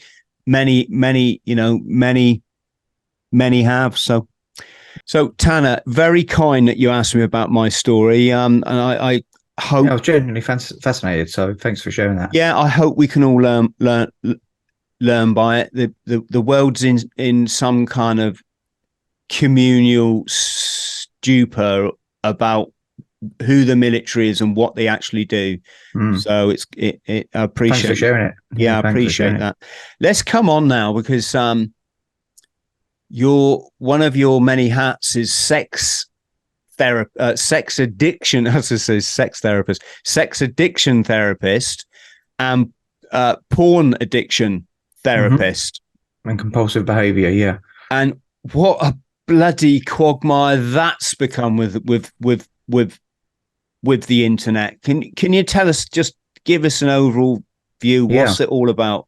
Yeah, I mean, you mentioned it earlier on in the beginning of the podcast about addiction and the taboo subjects, and it's more open. I still feel that this is the taboo subject still. So many people don't come forward. It's been normalized so much. I mean, porn, I'd be lying if I said I've never watched porn. That would be a lie. It was a training ground, I think, for a lot of people I knew, and the stories that come through, of how sex is, but that obviously isn't the case. But it's the illusion. And of course, it's a way you get yourself off as well, isn't it? So, but there's so many different levels to it. And I wanted to work in it because when I worked in rehab, I realized there was a lot of people around their sexual conduct. That just wasn't time to address that. And I thought it'd be really great if we could do some kind of separate program around it. Anyway, so I went and trained with Dr. Paula Hall. She's absolutely brilliant. She's written quite a few books, Dr. Paula Hall, around sex addiction and compulsive behavior and porn addiction. And it always concentrates on the three areas, which is trauma-based, attachment-based, and opportunity-based. And you can't say that addiction is addiction is addiction. It is, but it isn't. There are, for example, let's say eating disorder. Some people will say an eating disorder is a mental illness. Others will say it's an addiction, but both will cross paths. There are similar attributes to both that will constitute an addiction as well as a mental illness. So it's really, you can't treat everything the same. There might be people that use food as an addiction, but, the clear distinction is eating disorder needs psychologist interventions. Whereas if you are addicted to food, you don't necessarily need a psychologist intervention. You can get support through psychotherapy. So there is a big difference. But with sex and porn, it's an internal entity. Drugs and alcohol, you put an external entity into your body. You put a substance in your body. But with sex and porn, you don't. And it's very much a very different way of looking at it. And we all have sexual desires. The aim here isn't about to say that we are to turn that bit off. We're all sexual beings. We have sexual desire, and it's about establishing positive sexuality, not negative sexuality. And what I consider positive, you might consider negative. So it's all very different, and it's all individualized, really. But when people are in porn addiction, there are people. Look, porn has its positives as well. It can really enhance the sexual relationship. But most of the people I see, it's had the negative effect where they can't stop using it, where they feel that sex leaves them flat. And a lot of that's to do with the dopamine. If you think about it, when you're watching porn, there is a disconnect straight away. It's not real. You're not really there. But you get a flood of dopamine in your brain. And so people start increasing the usage, or they start looking at varied different types of porn, because they're trying to release more dopamine, because it plateaus, it gets to a level, a bit like sniffing coke, I guess, in that way. And I always say sex and porn is a bit like brown pasta, white pasta. So brown pasta is very slow releasing in energy, and white pasta is very quick releasing in energy. So porn is like your white pasta, and sex is your brown pasta, because the release of dopamine is to be slower releasing. That's how sex builds, the arousal. That's how sex works. But with porn, it's instant, bang, gratification. There it is. And so what happens is, what is the reason people are using it? So again, it changes for some people. Some people have been shamed, or they feel sexually inadequate, so they use porn because they still got desires, and it will never let them down. It will never judge them. People are not confident, low self-worth, low self-esteem, attachment issues. I believe a lot of this stuff is about our little child. It's stuff that's missing from childhood that we're seeking out. And as an adult, we seek it out through sex and love. And that's just our little selves wanting that to be accepted, validated, loved, all that kind of stuff. And it turns into sex. Many people have used intimacy. Many people have used sex as a way of avoiding intimacy, which doesn't make sense on paper, but it's true. People might have a large body count, but actually they're avoiding intimacy, because if you really see the real me, maybe you won't like who I am. And where does that come from? And that could be attachment, you know, the way that they were shown love, or given love as a child, and how that's developed, whether loss of father, mother, aunties, whoever, or their relationship with sex because of sexual trauma that they've experienced and therefore desensitized to it, disassociated. So there are many different reasons. And, a lot, I only work with men. And the reason why I work with men is and not women is because it's not to say women don't have a sex addiction, which is true, they do, right? They're human. But apparently there are more complaints against male therapists than there are females, in the sex addiction therapy world. And I believe it's because probably either men are misunderstood their kindness and they've overstepped a boundary in the interpretation, so therefore they feel really vulnerable and think that they're cracking on. But also because sometimes, to generalize, men were quite primitive, and maybe they are breaching that boundary and actually are trying it on, and overstep the mark. But there is very few complaints against women therapists, and I think that's really interesting. So that's just a safety for me, really. I just keep that. Well, let's just explore that a bit, Taner. So what are we saying that when you say complaint, what could you give an example of what a complaint might be? You've got to be registered, right? So any good therapist should be professionally registered. I mean, there's nothing stopping you tomorrow opening your own counselling practice and saying you're a counsellor psychotherapist. There's no law at the moment against that. Things like the BACP, NCPS, these are regulatory bodies that basically recognise you've done a certain amount of hours. You have to go through the whole rigmarole that say that they're competent. Yeah. And so they protect you. You have to have adequate insurance, et cetera, et cetera. And so if you're having a session and actually something's not right, they can complain against you, and then there'll be an investigation, and they'll look at it. And I knew once a therapist, he basically had sex with his client. I've known a female therapist had sex with a client. So they overstepped that boundary. That's not to say that in a normal world, if you bumped into each other, you wouldn't, that might happen organically. You'd be attracted to those people, right? But in that therapeutic relationship, the responsibility is there for you to help that person, not try and date them. Yeah, because they're traumatized. Yeah, they've been taken advantage of in their life, and they don't need it. So, but that's revealing about that individual person, right? So if someone's really vulnerable and talking about all their sexual trauma, and then you're trying it on. It's like, well, hold on, what's going on here with that person? Forget the client for a minute. What's going on with that particular therapist? What's going on for them in their process? Or they want someone that's appearing quite broken in their approach and really vulnerable in their approach. What does that say about them? Or there might be some overstepping of the boundaries, which is open to interpretation. They might overshare back, or a flirtation, something that's open to be flirtatious. And it's not always actually true. It might not be happening. It just might be their interpretation that it's happening, and it constitutes a complaint. So therefore, if said client, let's go with a cliche one, right? So said client, she's been used to abusive men, never complimentary, very controlling, all this stuff. And then you've got this male therapist who's being really empathic, empowering, complimentary.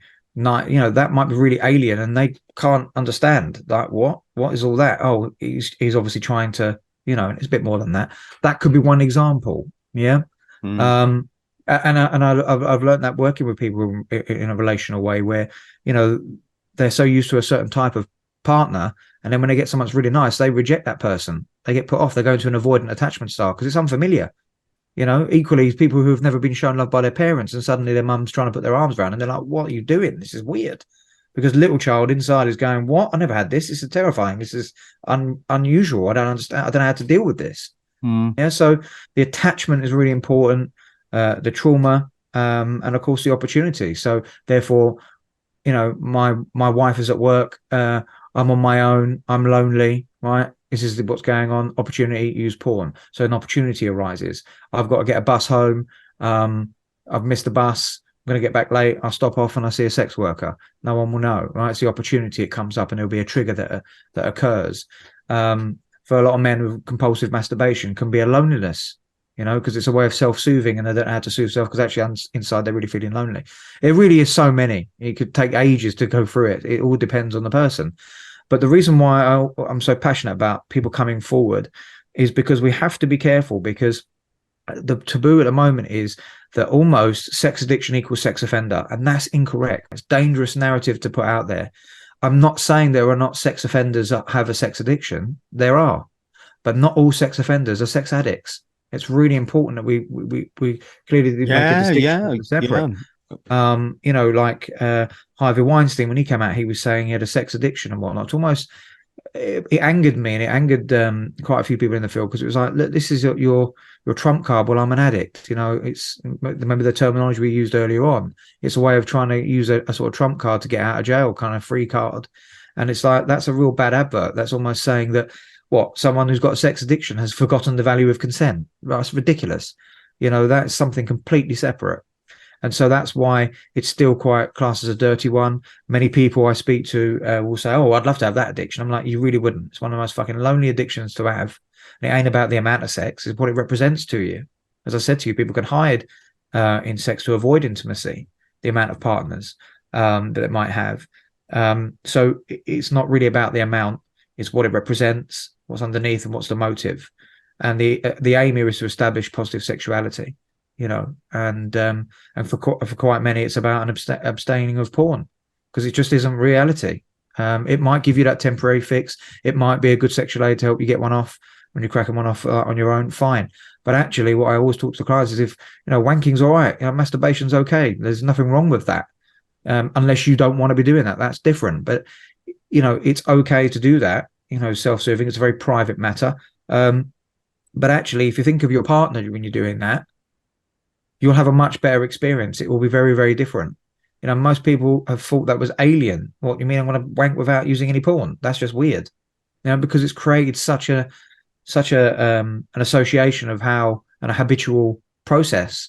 So there's a lot of unlearning. It's been normalized, isn't it? And normalized beyond belief, and it's more and more and more varied. The amount of heterosexual males that watch transgender porn is phenomenal. It's gone through the roof. It's that fantasy-esque, because living in fantasy is better than that person's reality, and we just want to hide in the fantasy. And then some people take that fantasy into reality. So now all of a sudden we've got to up the ante a little bit, and now we're going to go on the cam girls and actually have proper interaction, and I'm going to send commands and money and she'll do it, and which makes me almost be very present there. Or I might go and visit a sex worker. I might even forget porn and just go straight to a sex worker anyway. It's something different, because I don't like porn and I want to see someone in person. But it can also build to that level, and now we're taking fantasy into reality. And then I've seen it destroy, especially a lot of couples. And of course, the other side of the coin is so many couples, the partner, they blame themselves. And that's just, it's not right. It's not true. I mean, it's not right, of course, but it's not true. You are not the reason for your partner having a sex addiction or a porn addiction. They'll go into, maybe I didn't love them enough. Maybe I wasn't sexy enough. Maybe I didn't have sex with them enough. Maybe I wasn't flirty enough. Maybe I just did. It's like, whoa. It's not to do with you. The issues that are going with that person is not to do with you. And so it's working in that way. I work with a lot of couples and the individuals themselves. So it's a powerful piece of work to work with, and more are coming forward. Most of my inquiries these days are around sex and porn addiction, interestingly enough. It's a funny thing. I was traveling back. I went and helped my mate out on a market stall, in a big market stall down in Cornwall, and we was driving back, and I was driving and he was rolling a bifter in the passenger seat. He said, Chris, if you could, outlaw anything in life, like make something like not be an entity, it's no longer. He said, what would it be? I said, well, what would you get rid of? He said, class A's. He said, chuffing on his pivot, his class A's. And I thought, yeah, okay. And he said, what about you? I said, oh, you get rid of sex. It's just it's so problematic. It's what's good about it? Seriously, I mean, I'm kind of glad you're not running the world. I'm kind of glad you're not running the world, because if that got passed, I'd be very sad. Yeah, no, what I mean is, obviously the challenges, the pitfalls, the Yeah, just Okay. if it's not handled right, and even sometimes when it is, it can bloody, the negativity around it.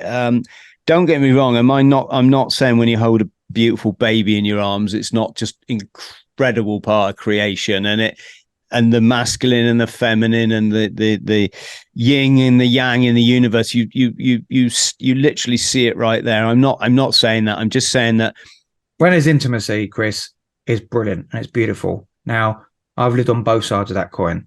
So, I'm married, we have an intimate relationship, not just around sex, but intimacy in general. I'm not saying that it's wrong for people to have kind of sex with whoever they want and just partners, and it's just the sex, the mechanical. But it's never long lasting. It's short lived. You're just chasing something. So that first line of gear, it's that overriding, to change the way that you feel. And I don't think it's fulfilling. And I think people who say that it is, they're lying. I don't believe them, because I did that for a long time, thinking that's what it is. I did that to hide from relationships, get in, get out, 3 months tops and out, in case they see the real me and they won't really like who I am, because I don't like who I am. So I wore that differently. Maybe many partners equals you're a don, and actually you qualify, and therefore you might believe the hype that you are actually worthy enough because you've got low self-worth and low self-esteem. So there's so many different angles, and the people, they know what it is, and it's really fulfilling. Intimacy is what we want. That's what we really need. That's what we crave. But it all goes down to your attachment style. There are men I've worked with, right, that have been shamed sexually, and that just hurts. I mean, like, if you said to me, you're hugely overweight, you're so fat, right, and if I'm feeling that, then that's going to land, right? If I say to you, you look fat, Chris, you'd be like, yeah, whatever, mate, because you don't believe it. But if you've got that in your head that you think you are, that's going to land. So when there's that shame, where someone might be sexually shamed, and they believe that, it really hurts. And someone will just recoil and disappear and just think, oh, no, this is really good. And they put this emphasis, oh, it's gone soft. So they get their performance anxiety, right? So I'd work with that as well. So some psychosexual issues that come up, and then they're okay again, right? But it's our attachment style is important. So this is a responsibility of a partner. And this is what we don't do enough. If you're in a new partner and you don't like something, you are allowed to say, actually, I prefer it when you do this. Well, why don't you try this? And that would be a secure attachment. And if you're a secure attachment and your partner is obviously an anxious attachment style, they'll go into secure when you do that. But what a lot of people do is go, oh, no, I don't like her when she does this or he does that. They start looking for reasons to get out of the relationship. They become an avoidant attachment style. And what that does to the insecure one, the anxious attachment styles, they just fucking melt because they think, shit, it's because of this, it's because of that. Oh no, and they carry that to the next relationship. So we do have a responsibility, to communicate. But when you're younger, you just don't learn that. You don't go, do you like it when I touch you like that? Do you like it if I stroke you? Is it all right if I hold it? You just don't have those conversations. But as we're getting older with adults, we can have those conversations. It's okay. It's not weird. How do I know what you actually like? Because I'm not you. I think you like it, but actually I might need a bit of some feedback here. But you might also need that feedback because you're so insecure in self as well, that if you then say, yeah, I am liking it, that validates me. So there's so much to it, and it's quite an intimate, I'm sure you've been with partners. I've been with partners that people want the lights off. Some people want the lights on. There's always a reason, don't feel confident, therefore lights got to be off. Oh, no, I can't have that, lights off. Now I've been through that. I went through stages of weight. It was like lights fucking off, a little lamp on. All right. If I'm feeling good about myself, fucking lights on. Do you think blokes realise that there's a lot of us that don't watch porn? I think the premise is that I think the belief is that everybody does watch porn. They probably don't understand that from our perspective, you're debasing yourself. Not every time you do that, you're also supporting an utterly evil industry. Yeah. Because gone are the days where it used to be some German couple that both look like they come out of a Timotei advert or something, and it was consensual and it was a bit of stroking, and it's not that anymore, is it? It's basically and VHS. It was on VHS. Yeah. Or Betamax. it's basically these days is a bloke abusing a vulnerable young woman, and like you say, and there's always a story, isn't there, Chris? There's always a story, and that's the point. And and it goes on to OnlyFans, and there's so many podcasts out at the moment with women that are using it and making a living doing this, that, and the other. But you know what? People have an opinion on it, and I'm not saying whether I support or not support, but you do know prostitution is the oldest job in the world. Factually, it is the oldest profession in the world. That's mind blowing when you think about it, right? And I guess men are quite primitive. I mean, I went to Thailand on holiday and I saw it because I was stone cold sober, and we went to a convention out there, and I was with my mate who was like 30 years in sobriety, and it was just a really lovely time. And you could just see all the sort of white American men walking around with these Thai women, and you could just see just the way that it was a transaction. It was like, I need companionship. Here's my exchange of money. Well, I need money to feed my family. Exchange done. And it become the norm. And I obviously understand where it started from with the soldiers and the servicemen in America, and they came and to entertain, and they could make money and all that kind of stuff, and it's evolved since then. But when you really look at it, and I'd seen so many men out there that were in recovery, really engaged in that area, and they didn't look happy. They looked traumatized. They looked terrified. They were still trying to chase something. They were still missing something. It was that connection they really wanted, and it's an illusion, but out of that comes some beauty. Sometimes people do find each other. It does happen. It does happen. Yeah.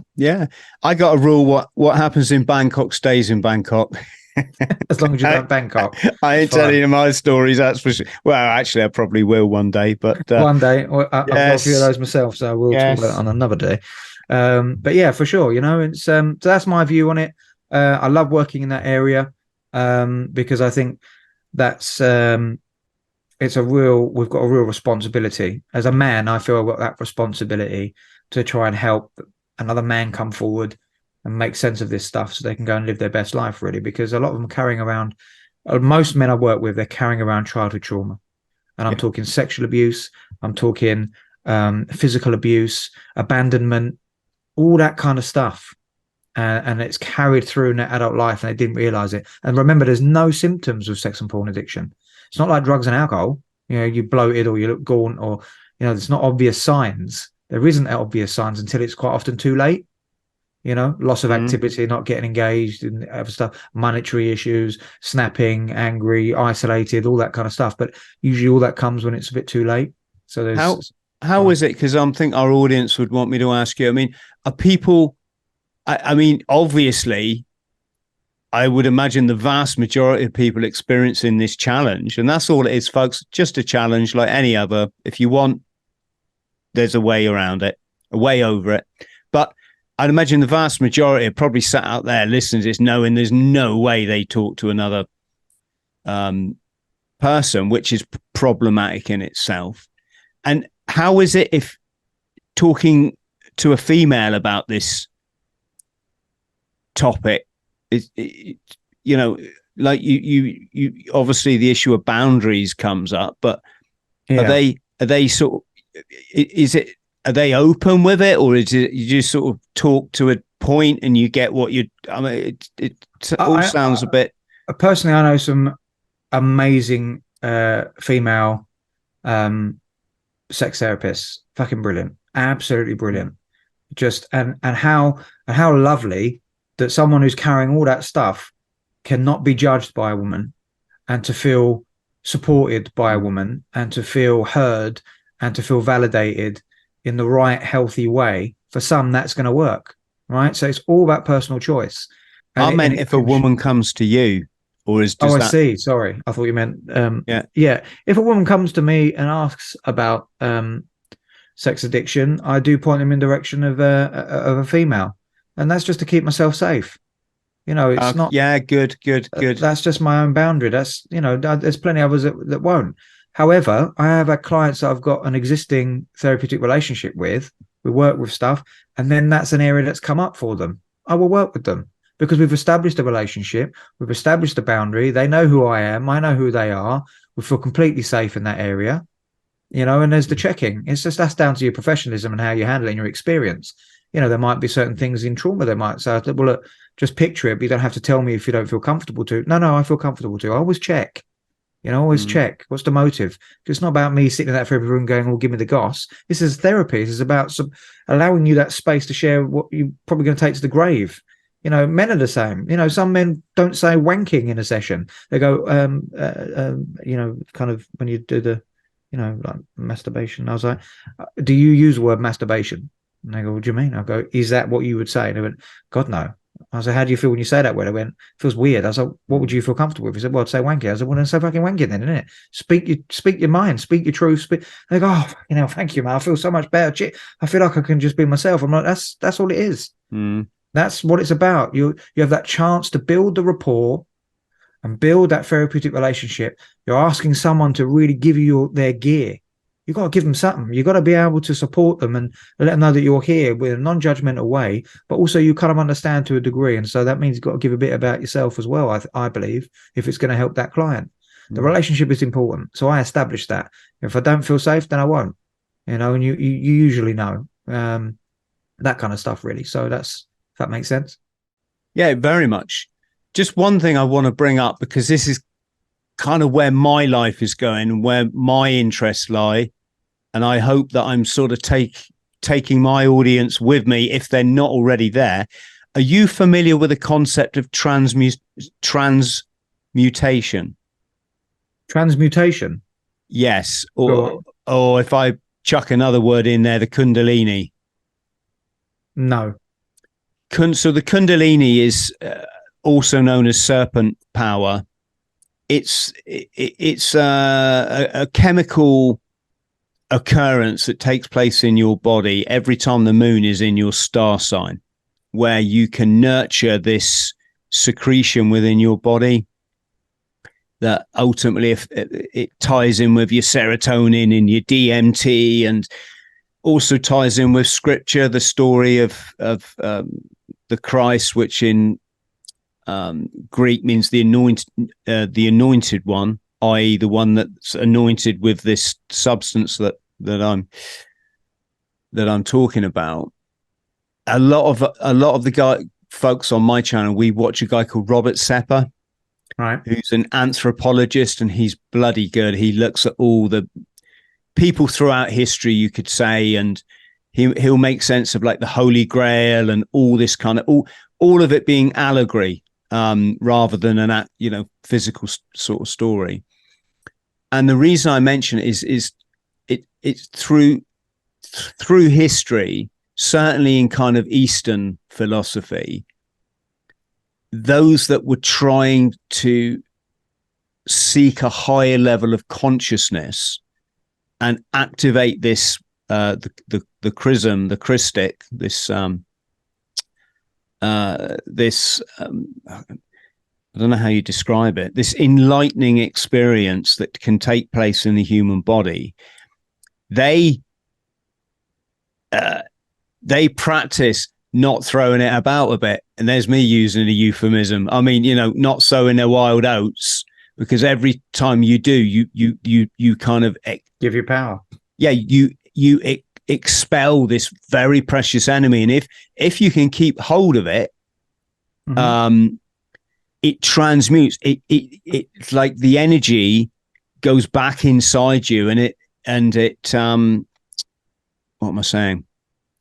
It puts you to the next level of consciousness is probably. I didn't know that, but I absolutely do know about the benefits of withholding semen for not masturbation or sexual activity, and then it does give people an extra boost.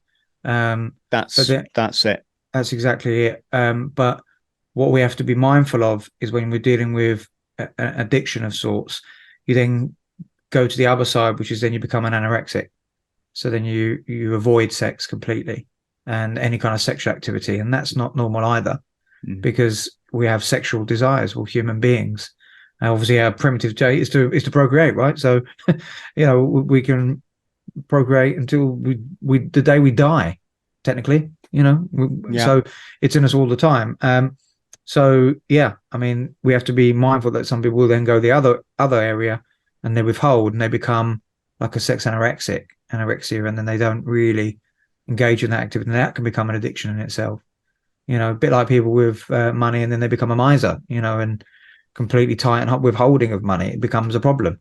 So it's just about check the motive, have the humility just to reflect and have a look at what's really going on and decide, is this working? Is it not? Is it good? Is it for me or not? Is it positive? Is it negative?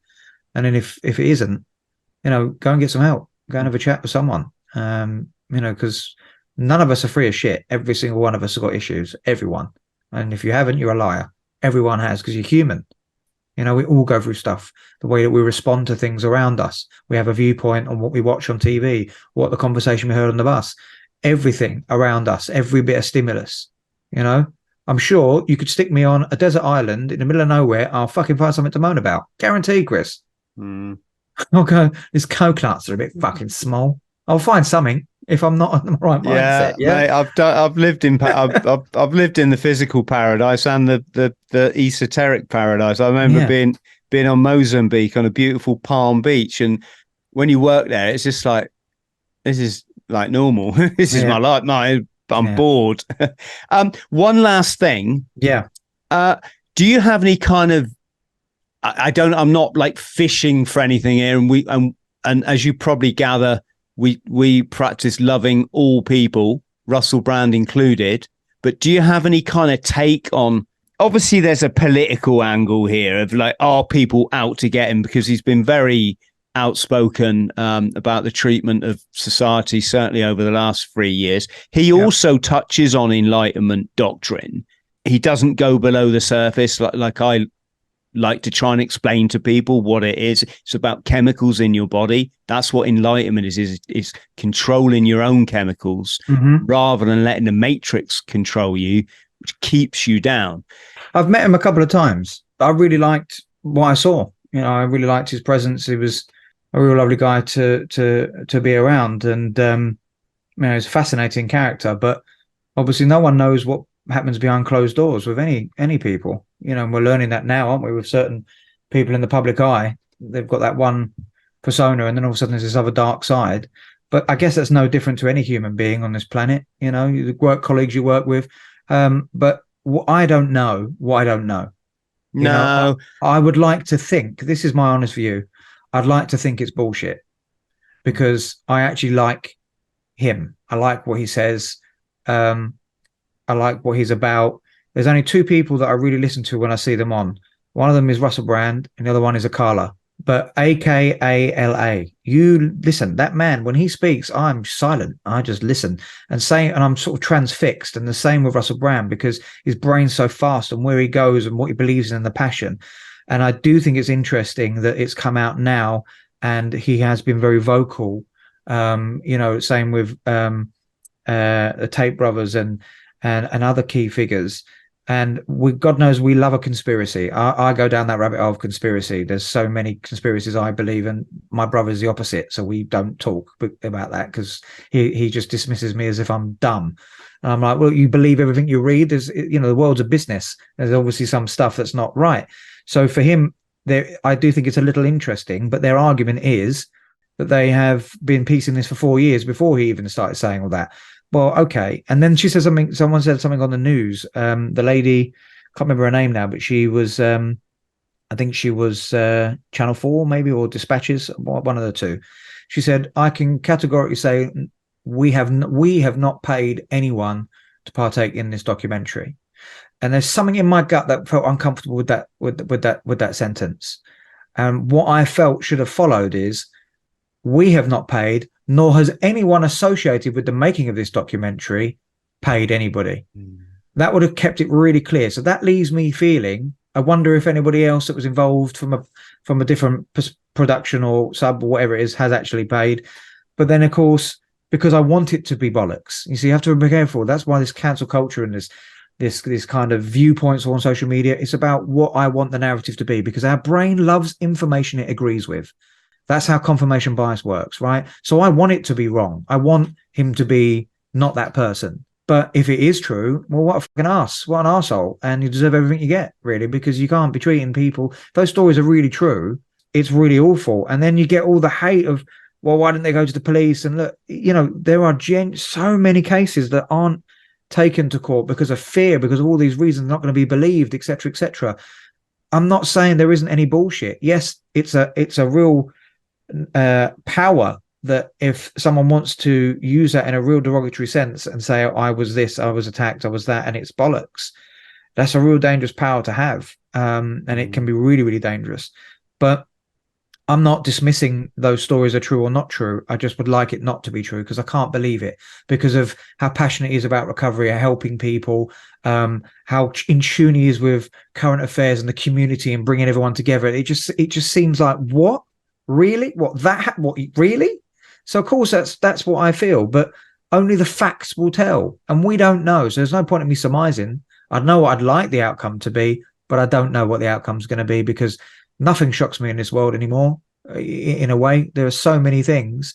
But my argument to that, my follow-up argument is why the fuck then haven't we got a documentary about Epstein's Island and the client list? That's what I want to see. Who's on that client list? Give us a documentary about that. Oh, maybe it's because there's some key figures there. Maybe it's because there's some really important people that can definitely not come out. I wonder. It does make you go down that conspiracy route, doesn't it? It makes you think, well, hold on.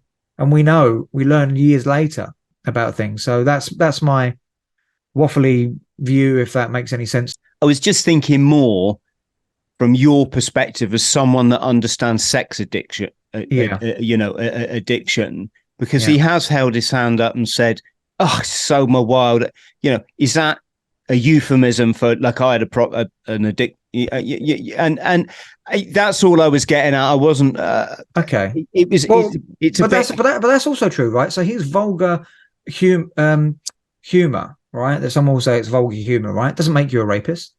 Your controversial views around sex and openness about sex doesn't make you a rapist. It just doesn't. It just does not make you those things. It probably makes him lead with the chin, because now he's open to certain things. But it doesn't make him that. I mean, he's quite flamboyant, he's a hell of a character, right? And I'm sure people misunderstand boundaries all the time. And maybe there has been moments where he's overstepped because his brain's firing, he's in the moment, he's all excited, and he's quite open with his sexuality, and sometimes it makes people uncomfortable. I'm sure there may have been moments of that. Of course there's been moments of that, but hopefully they've pulled him up and gone, actually, I didn't like it when you did that. Say that shit, if that's the case, unless you're being really, more like offending behavior, kind of predatory type. That's, maybe you might not, and might need some support around that and where to go and how to go. And it's a difficult one to answer, but I just think, I just hope that it isn't, because I like the stuff he talks about, having met him, liking his passion for recovery, identify with a lot of the good stuff that he says and believes. It will be a hell of a discovery, and we'll soon find out through the facts, won't we? I guess. Well, I mean, it is, as far as I'm concerned, you're innocent till proven guilty. Yeah, absolutely. I cannot stress that enough. That the way the media is going around is horrendous. The way that they do that sort of stuff, it's awful. Like, it just ruins people's lives. What if it's all not true? And it all comes out, like, how's that going to be for him, his own mental health? We have a responsibility. Equally, like, sometimes I'll get these videos pop up on TikTok and whatnot of the predators. They're catching pedophiles trying to meet, and they do all that. I'm sort of on the fence with that sometimes when I watch it. I think there are good things and bad things about it. I'm like, if you're going to do that, send it straight to the police, give them the information, but don't out it on public forum just yet, unless they've been convicted, I guess, because that person could also be a father. Hear me, just entertain my viewpoint for a minute. So you say you're trying to protect children. That person is a father, and he's got children. That goes online. His children see it, or someone else sees it. Oh, I see your dad. Your dad's this. Bang! You've now destroyed those kids' lives. Now, admittedly, I understand that what his behaviour has done is already destroying his family's life and his children's lives, and they may or may not have even been at risk themselves from his behaviour. But if they haven't any of that, you say you're protecting children, but you've just outed him, and those children can see that. How are you going to protect those children now? There is a responsibility. We have to be careful how we do these sort of things. So I don't know where I'm going with that, but I just wanted to share that's what's on my No, mind.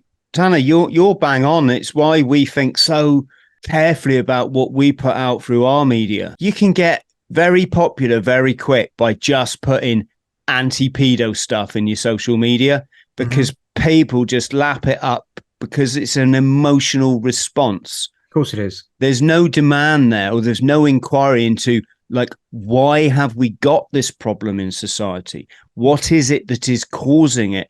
How do we address this at its root cause so future generations of children don't turn into broken adults? So no, you're very right to say that. It's also, And you can't stop it, Chris. You can't. The point is, this has been going on since Empire times, Roman Empire.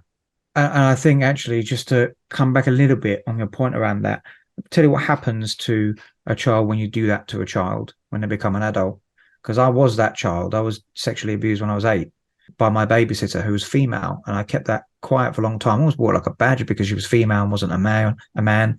And I remember it, and I remember enjoying it.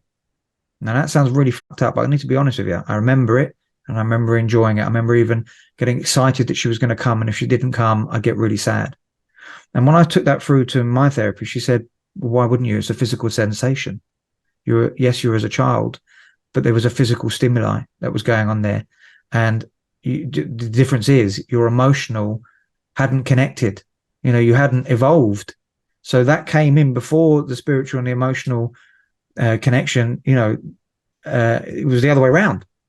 And so, of course, it's going to confuse sex with love, love with sex, and all that sort of stuff, and all of that because you're very young. It can be very damaging. That's why, quite commonly, relationships are usually a disaster. With people in addiction have gone through trauma. Addiction becomes their payoff to change the way that they feel. There's loads of different stuff. I don't share about it too much, but every now and again, I might talk about it because it's important, and I've healed from those wounds. I definitely think it made me chase girls at an early age. I had my first girlfriend at 12. I was sexually active I don't know, 15 maybe, 14, 15 maybe, I think. That's really sad. In another way, we might say that's, well, yes, what you do. But actually, I was still a kid, man. I was a teenager. She was older. I was obsessed with women that were older than me. I went out with girls that drove cars before I could drive. It was that kind of thing. And I think, she was 17. I think I was 16, 17 at the time on her way to a party, and I felt like a man had arrived. I remember it. And then it just become that buzz, just chasing that kind of stuff. And a lot of it, I went back to being 8, didn't realize, through the therapy. Even now, therapeutically, I've just realized I'm doing this on my chair. So I've always gone very childlike talking about that because I'm bringing myself back into what it was like at that time. And I'm feeling a bit vulnerable talking about it. Mm. That's interesting. So you're seeing that now, like, this is how powerful the brain, don't forget, the body creates it, the body. So, and the energy. So it's, and I guess it's probably something I haven't really talked about too much on this type of forum, but it might help someone. I don't do this for therapy. I had my therapy around it, but it might help someone because it weren't right what happened to me. It was fucked up. It was fucking ludicrous. And if I ever see her, I'd want to know, what were you fucking thinking? She was a religious woman. She was like a Jehovah's Witness, and she was like 16, I think, at the time. I was fucking 8. She's still a child herself at 16. Right. And this is interesting points, right? But because if it happened to you, I'll feel something different. If I'm hearing it from someone else, I might have a different viewpoint. You're quite right. What was going on for her? I'm only trying to. I hear you, man. Now listen, Chris, yeah. I hear you. This is why it's a difficult subject because not everyone who's abused becomes the abuser, but sometimes the abused does become the abuser. What's the story? But it's kind of like if you talk out about it or you're defending that, and it's like it's a really hard. We have to be careful how we have the conversation. Just like when I've seen those videos catching the predatory documentaries, and they've caught the alleged paedophiles. A lot of them I've seen have got a clear learning disability. I think that's interesting, and we're not doing. There's no research on that. There's no talk about that because then of course you cannot deal with them in the same way as you or I, because there is a disability of sorts.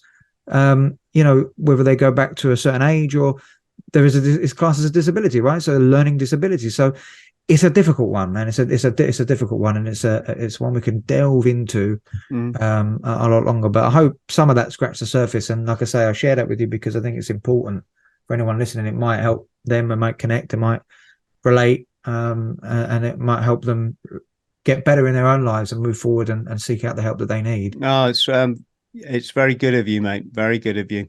The only other thing I just want to add is, and also in her family, especially when and I'm not attacking any particular like religion, but I think it all can get, I think it's all a bit cultish.